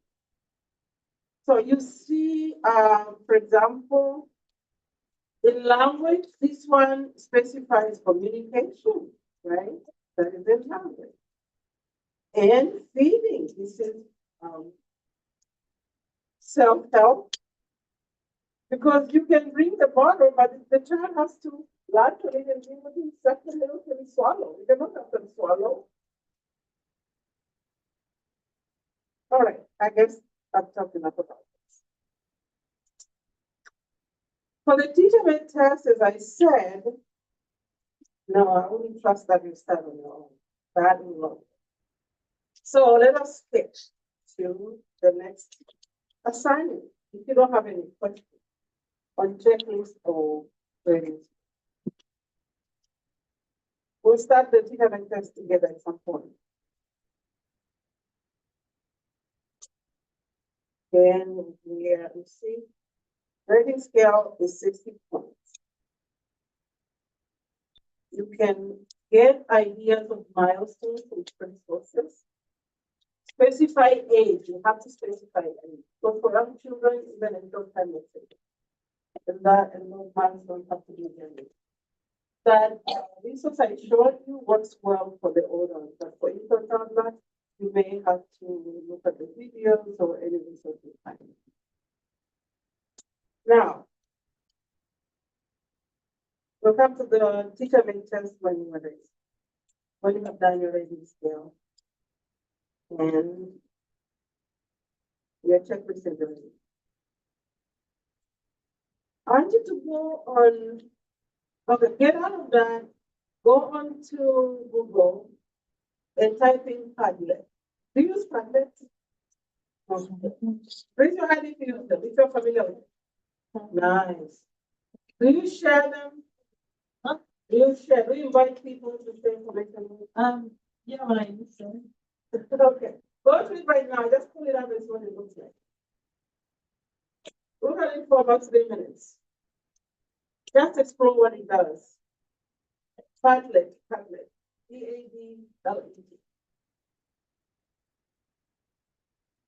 Padlet is also okay, but it's more videos. Padlet is there.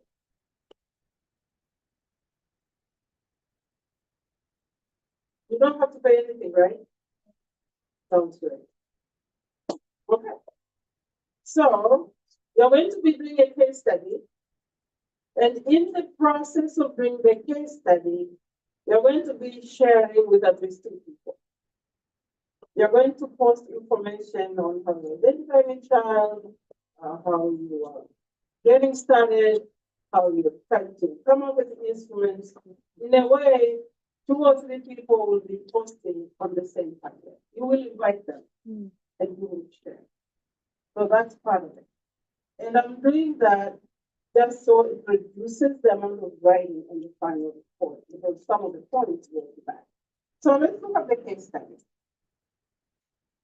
The case study is 150 points total.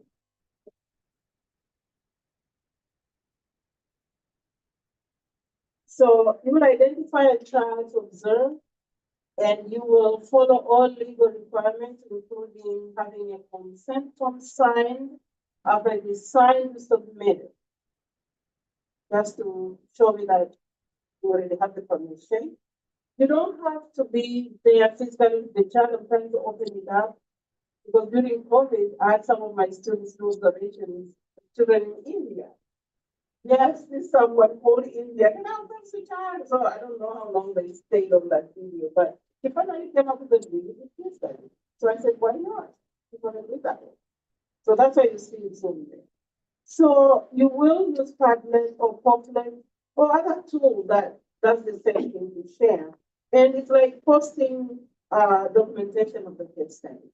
You post such things as tips for getting started, approaches to identify your child, any funny or interesting or challenging moments, selection of tools, use of those tools, any ideas that come to your mind, you share, or any strategies for compiling data, unexpected learning, and so on. They have to put the social aspect of learning in. Once you invite two other students to enrich each other's experience, and you get 30 points for that social part of it, for co-posting on the platform. Okay. Now, here are the procedures to follow. Informed consent, the form is on B12. Can you please post it? It must be there, not in, no, not in my one, but by itself. Print it out and it's signed. You want to identify the purpose of the observation, data collection. This is why you find out what instruments you want to use. These are just examples. You can use running records, you can use what you try, what works out, what doesn't. You take notes. Videos, if you have permission for video, and then you process the data, you organize it, you analyze it, organize it, and say how it can be used. Collaborate with parents. This is where you relate what you have learned about the child and what parents think about what you do. Don't go in as an expert. This is not a formal assessment. This is practice. This is practice assessment. You're practicing how to assess a child by the case study. So sometimes parents are very collaborative, are cooperative. They say, oh yeah, I can work with this child in the reading, or I know the child, capable of reading, but the writing is a problem, or anything that you find out. So collaboration with parents, sometimes it is the teacher, the child's teacher, and say, oh yeah, what you found out actually makes sense because I also have noticed that. You are not required to interact with people. You're not required. If you have the opportunity to do that, just make sure it does not go outside the legal boundary. And then you submit as a short case study report. The case study report needs to be 10 to 12 pages. Now, yeah, students don't play a lot. So by sharing it on the tablet, and at some point we saw that in class, the three of you will show in class what you have as far as mental and instruction. That finds out the right. So I'm requiring just about 5 to 6 pages. So this is going to be a summary. So if you get in class, you also share the content that you show the postings that you can put pictures and writing notes. Once that is done, you write a reflection of the whole process from beginning to end. And that reflection is about 2 pages and you can complete. So I broke this down from a major paper of 34 pages to these different components that amount to effectively. Professional writing as well is required always. Not that you can just writing intensive course. 1 inch margins, font size 12, subheadings, number of pages, how paragraphing on every page, things like that. Cite all the words that you use, use quotations for direct quotes, put it in marks. Questions of the case study. You want to start that right away. You want to start thinking about it now right away. Because that can take a while. And you may get ideas from other people. But go ahead and start the Padlet as you want. Questions about the case study? You may not have them now, but whenever you have questions, please. I'll be more than happy.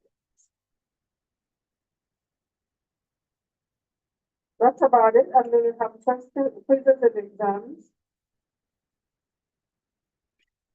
For required and the fixed learning optional, depending on whether you want to replace the fees or not. Sometimes if they have enough points for the 4 meetings, they don't need such a thing. There will be 3 discussion points, and one will be posted. I think it says on the slide, and contributions, and you have done your time. I'll pause and wait to hear from you. Any question anywhere before I go to the stage of already discovered is our problem in this stage. But let's talk about the assignment.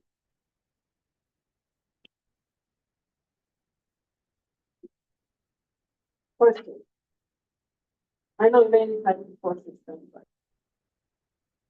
are you getting a total sense of what is required? How do you feel about it? One word. What is this? What do you mean? Like, when we figure out this. Yeah, it's a fair assignment. The checklist and register, it's fair. For the Padlet, you'll write at least 2. I thought of a question about the case study. So I know to be like non-Zoom person, so like, is it typically like done at like the house or? If you can go to a house, initially I used to make it strictly in the school. But now you know how hard it is to get in CPS classroom to do anything. So I opened that up. You can observe at home if you have permission for the parents. Some people observe the children they babysit. They happen to babysit somewhere and they observe those children. Or they observe a child in the extended family, maybe your little niece or your sister has a friend who has a child in the relation, but they still have to sign the consent form. It goes to the extent of observing people observing their own children. And I say, wait a minute, that comes to first. If you're observing your own child, that would really need to, you really need to show me what measures you're taking to keep it objective. Go ahead, Rachel. Suburb school, like, because those are pretty easy for me to get into. Oh, you're lucky. Yeah, anyone can get a child. Just observe the legal aspect. Consent form, pseudonym, never use a real name or that. Don't do that. Even if they say it's okay, yeah, it's okay, but you want to keep it somebody's time. Don't use that name. And don't go into that consent form. It's a friend, it's a sister, yeah, thank you so much for letting me. Can you please sign your for my consent? And then put it in there. Have to be, for the case study, they have to be. Oh, They're I really don't the know. young I think kids. it says right? Or preschool, right, or what, Oh, it's a preschool or kindergarten, elementary. If they're after 7 years, they're out. they're younger than the preschool. Oh, that's fine. Yeah. You think that the chances are you're not going to work with infant house. So maybe, I was thinking they're like, too. Would you get? Yeah, that would be fine because the checklist is really just a quick thing. Preschool kindergarten is preferable, but if you can't, let me know. If you finally have to set up for younger child, just let me know. More questions? like so tired. You didn't get up for break, don't blame me. I know. Questions? I want to finish up too. And then I have a surprise. I don't know how to do this. So like surprising questions. It depends what kind of surprise. Oh, no, let's do this fast and get to the surprise. It's at the end. Any questions on the assignments? Not at the moment, right? Because you think the head is packed. No, we haven't done that much. Then look at it. All right.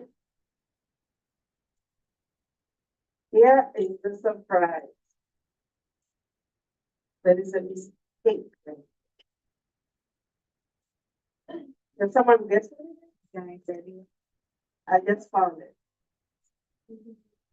Can someone bring it?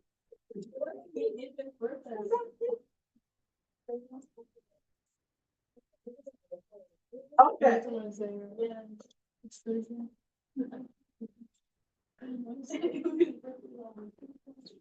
Okay, because we're going to start with the DAP right after this. We're gonna take about 15 minutes. January 30th was supposed to be a non-class day, working at home. You have these videos to watch. See those? Isn't that a good surprise? I know. And I forgot, so I'm going to change the syllabus. I'm going to fix it. January 30th, you're not supposed to be here. You're supposed to be working at home. You have the 3 videos to watch. You have the personal philosophy to submit the following day. You have so much work. Everything in module 1 has to be done by the end of module 1. Now it happens that some of them are just resources. Some of them are just for information, like the NACI statement is right there. But the important, the interactive things that I wanted us to do in the first day of class, I'm going to do the DAP right now. And the analysis of videos is something that is best done when you're by yourself and comfortable. Make sense? So the personal philosophy do. On the Friday after the Thursday. Oh.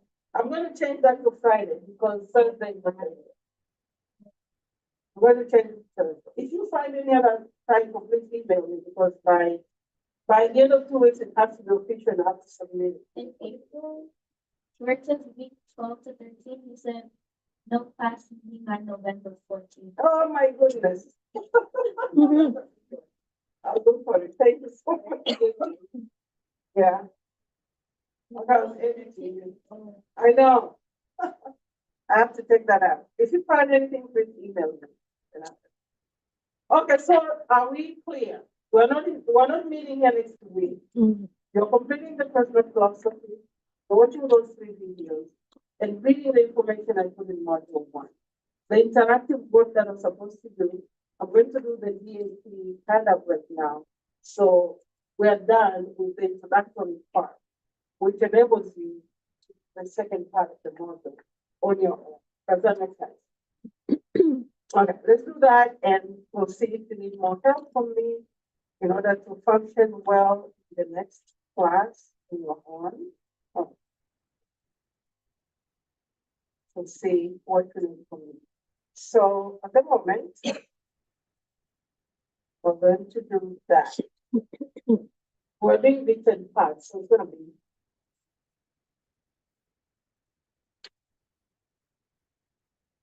Okay. Are we on this slide? I'm not gonna rush, I know you're tired, but it's supposed to be done.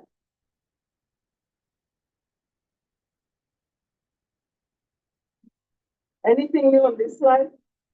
No. Well, in the 19th century, we saw some historical aspect by group 1 there. It has evolved. Well, young children were assessed on IQ, was about measuring the brain. How smart is this kid? How smart is this kid? And smart parents were supposed to have smart kids. It doesn't always work that way. Some parents who have never been to school have had genius. And some genius parents have had children who don't want to see anything to do with school. So historically, that's how it started. And then why do we assess young children? You know, it's in the central role there, because if you don't assess, how do you know how to teach?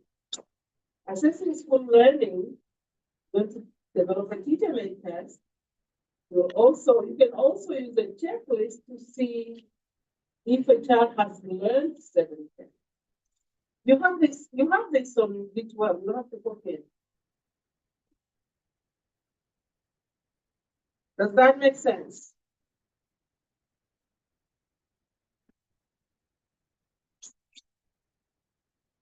Look at personal philosophy. You see how it's in the middle, right here? It touches on all three, because this Venn diagram, I don't know why this is here. This Venn diagram, this is the planning, this is the assessment, this is the teaching. Can you separate anything completely from the other? You cannot. And the teaching, the philosophy is right in the middle. It takes a portion of everything. This is where the personal philosophy is. Yeah. And it touches everything. So some of you were really right when you say the philosophy is everything. Why are you smiling so wide? Did you produce something similar? Some people have looked at that. Have you, what's it, Jackie? What does it? What's on you? What's it? Sorry? Yeah, it's indeed. Oh, listen, okay. Did you see this before? Because I'm sure those pretty close. Okay. Okay, so this is my way of demonstrating it. Every one of you had a different way of demonstrating it. The main point is that you cannot separate them, and your personal philosophy affects everything you do in planning, everything you do in teaching, everything you do in science. And other than the personal philosophy, planning, assessment, and teaching, where does it start? Forget about the philosophy. Where does it start? With those three: planning, teaching, and assessment. Where does it start? If you haven't heard your voice, so we know you have a voice.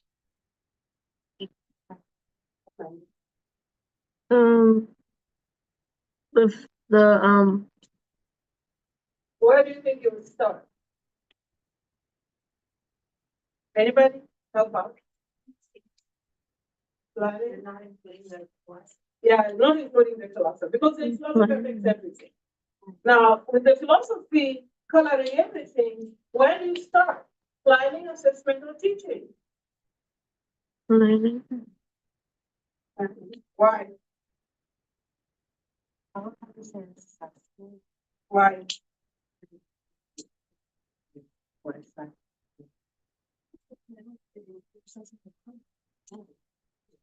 No, I think you can do an assessment to just see what they know. And then, Assess first and then teach. or you could, yeah, Assess first and then plan. and then plan what you're gonna Does anybody think that yourself is teaching them something? Yeah, I don't know where you teach. That's part of it. Mm. That's a good idea. But literally, you can start anywhere. I can get in front of a group of people I've never seen and teach them a song and see how they sing it with me. Up, up, up, up. And then say, okay, you're excited people. And then start teaching. I didn't plan that. So we usually start with planning and then teaching and then assessment. I really don't want to stick to that line. Planning, teaching, assessment, and then planning again, teaching. It makes sense, but sometimes you can start with assessment to see what they are, so you can plan better for them. Or you can start by teaching them something that is not in detail, that doesn't need so much planning. Just teach them something quick just to see the type of people you're dealing with in terms of their understanding, whether they can hear you, whether they can engage with you. So literally you can start anywhere. But typically we do plan, teach, assess, plan, teach, assess, and use the feedback. These are some of the reasons we assess young children. Can you think of any additional reasons why we assess them? Anything else that's not listed here? Are you thinking? It's all covered. I'm looking at her.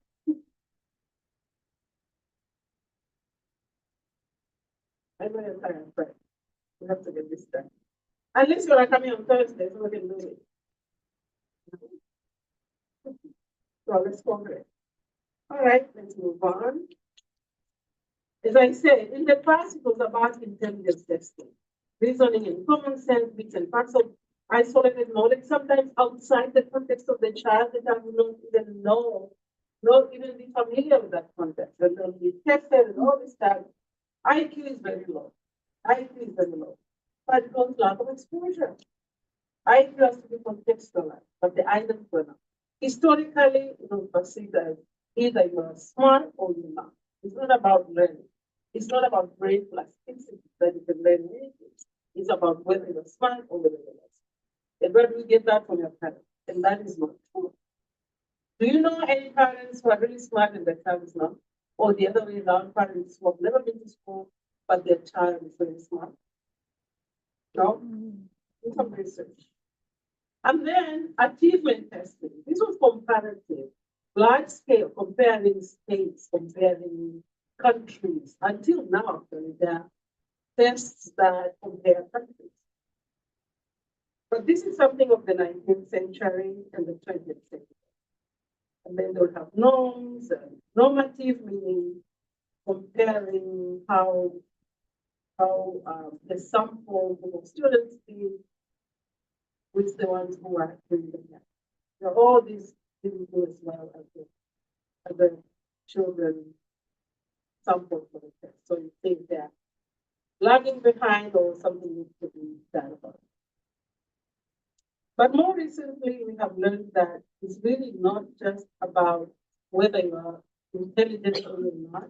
It's about moving from one point to another with exposure, with support, with incorporation of your background and experience. There's nobody who cannot learn even intellectually.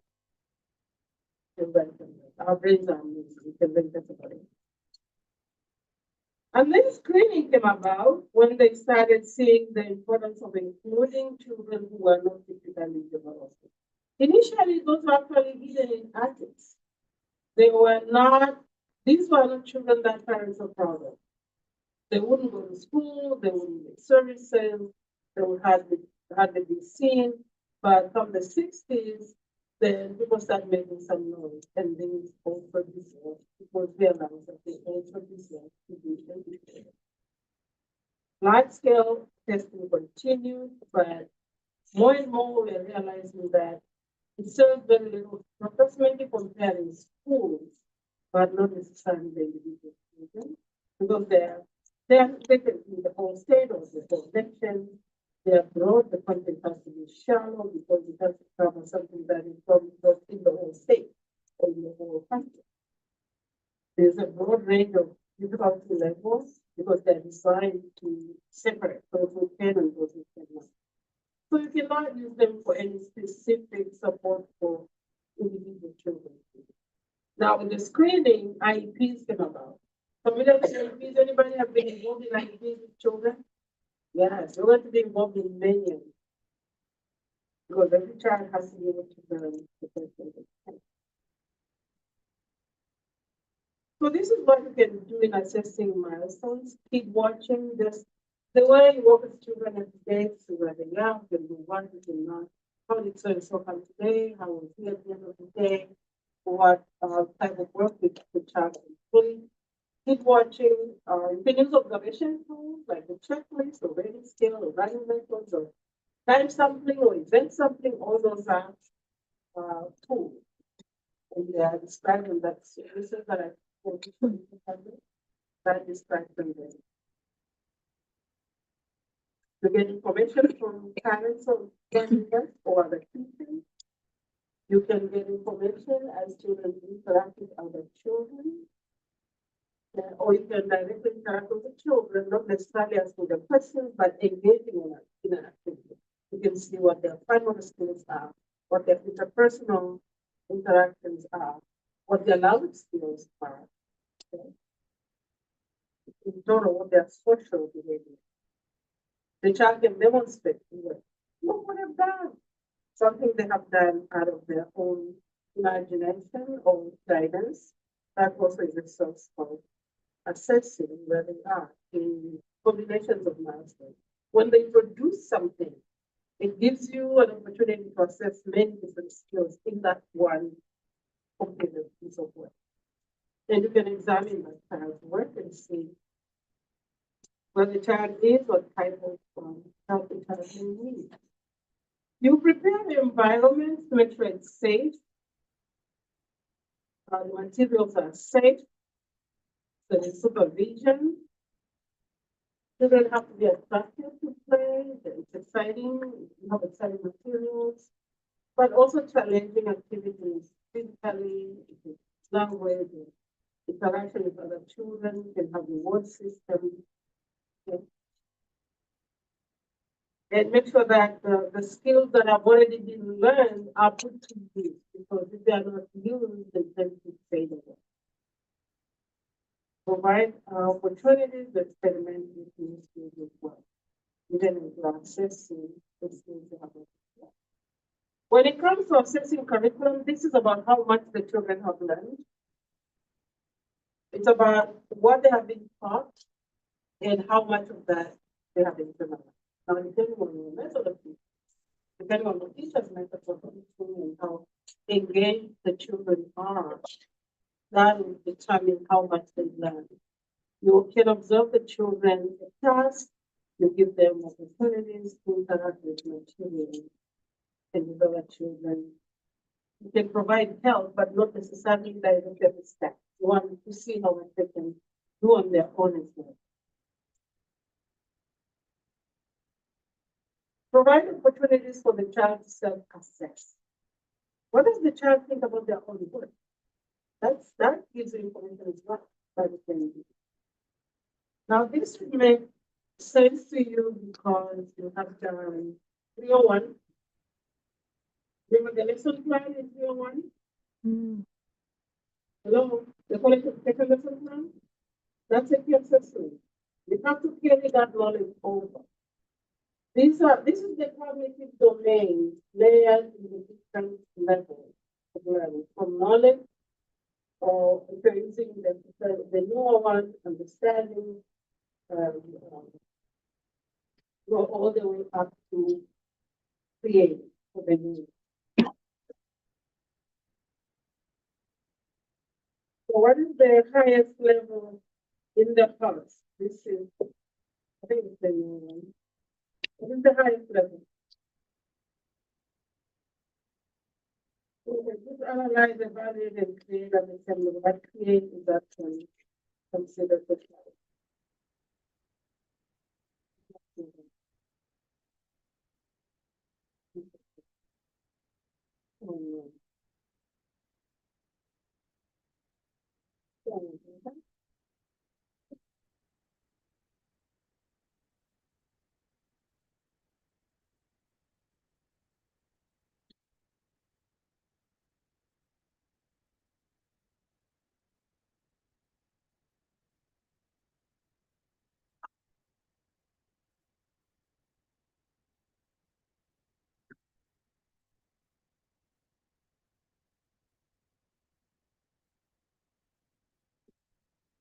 Any questions so far?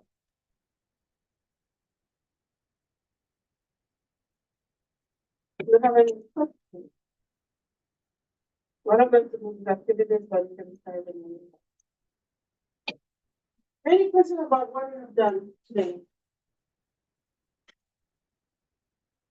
Ask questions. Let's get about 5 questions on the question that relate to the bit. Come up with some questions.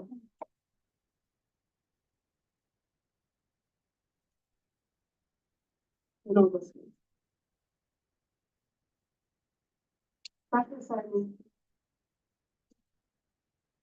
Sincerely, you don't have any questions? We're not meeting here next week, and we are going to do some work. You don't have any questions for me? I went to email me last morning. And I don't read the email in 48 hours and it is due announcement. Question, come up with something. Did everybody see this? What are we going to do next Thursday? What are we going to do? Hey, people, you cannot be that. What are we going to do by next Thursday? Anybody listening? Okay, personal philosophy, what else? Reading, watching videos, deciding the checklist. You know when it is due? Not too far from now. Are you identifying someone to work with? All right, you better. And there's a lot of information in module 1. The information about the NACI statement, please read that. You can read that. Past the assignment.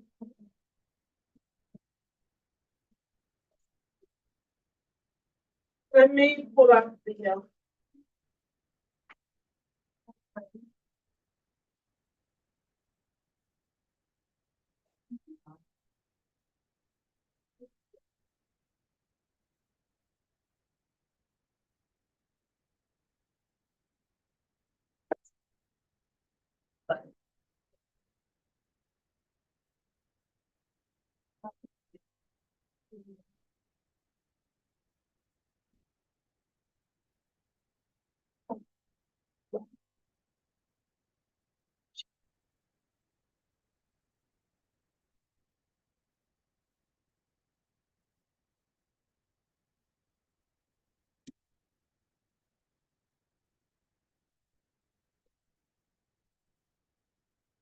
please take some time to read this.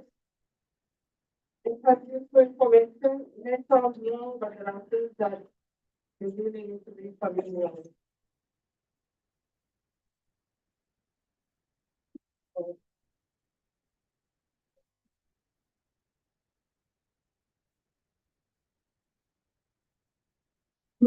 I'm talking about the next statement. Did you see that?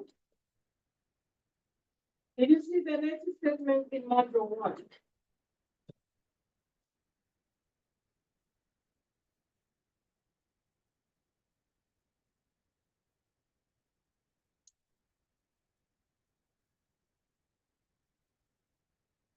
Let's show the video.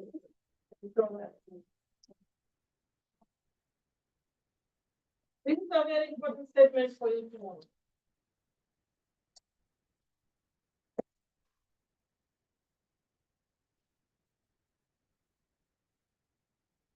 It's not that long, but I need to get what it is. Did you just say it's not that long? No, it's not. What is that long? Oh, really? I took like a page and two. About the paper was supposed to write 25 pages, and then it's about 65 pages. They didn't want to. They say no, they probably need to come. I showed it to the library. Happily, showed it to the library. No, that's not too long to me. Yeah, everybody sign, please. Otherwise. I tell you what sounds running. I had to. We just see. You didn't sound a lot. No, but I didn't get classes. What do I do? What do I do?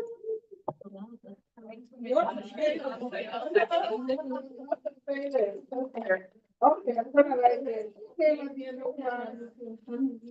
Because I wrote it. You told me. Okay. I tried my best to make it.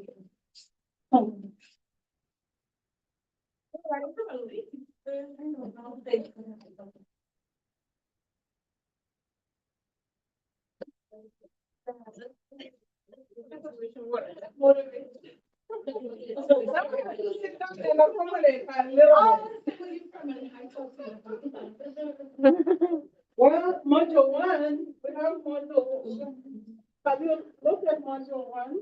I think, yeah, I did. I read Yeah, we did a lot. I I was supposed to do a personal thing, like a personal. Yeah, we did quite a bit. I don't know if we're kind of in a minute, but. Well, the materials in module one is definitely helpful. Okay. And, right, I'm gonna note that in store, but you really need that. Diana? Yeah. All right,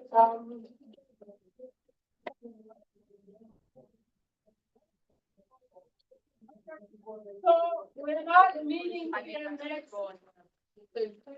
Thursday, but you have a lot of work to do. Disregard, if you disregard the word, it's just about priority.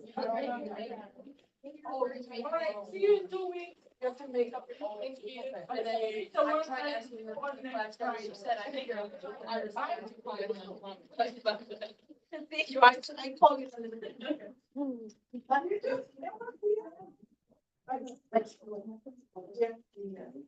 Yeah, no, okay.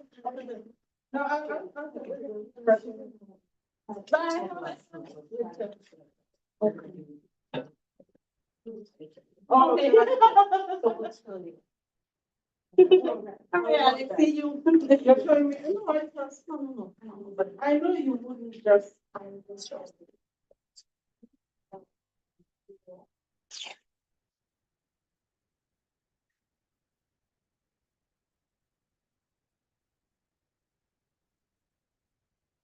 So, I'm like. So, that's so much. There's everything. Oh, yeah, because I didn't have the like.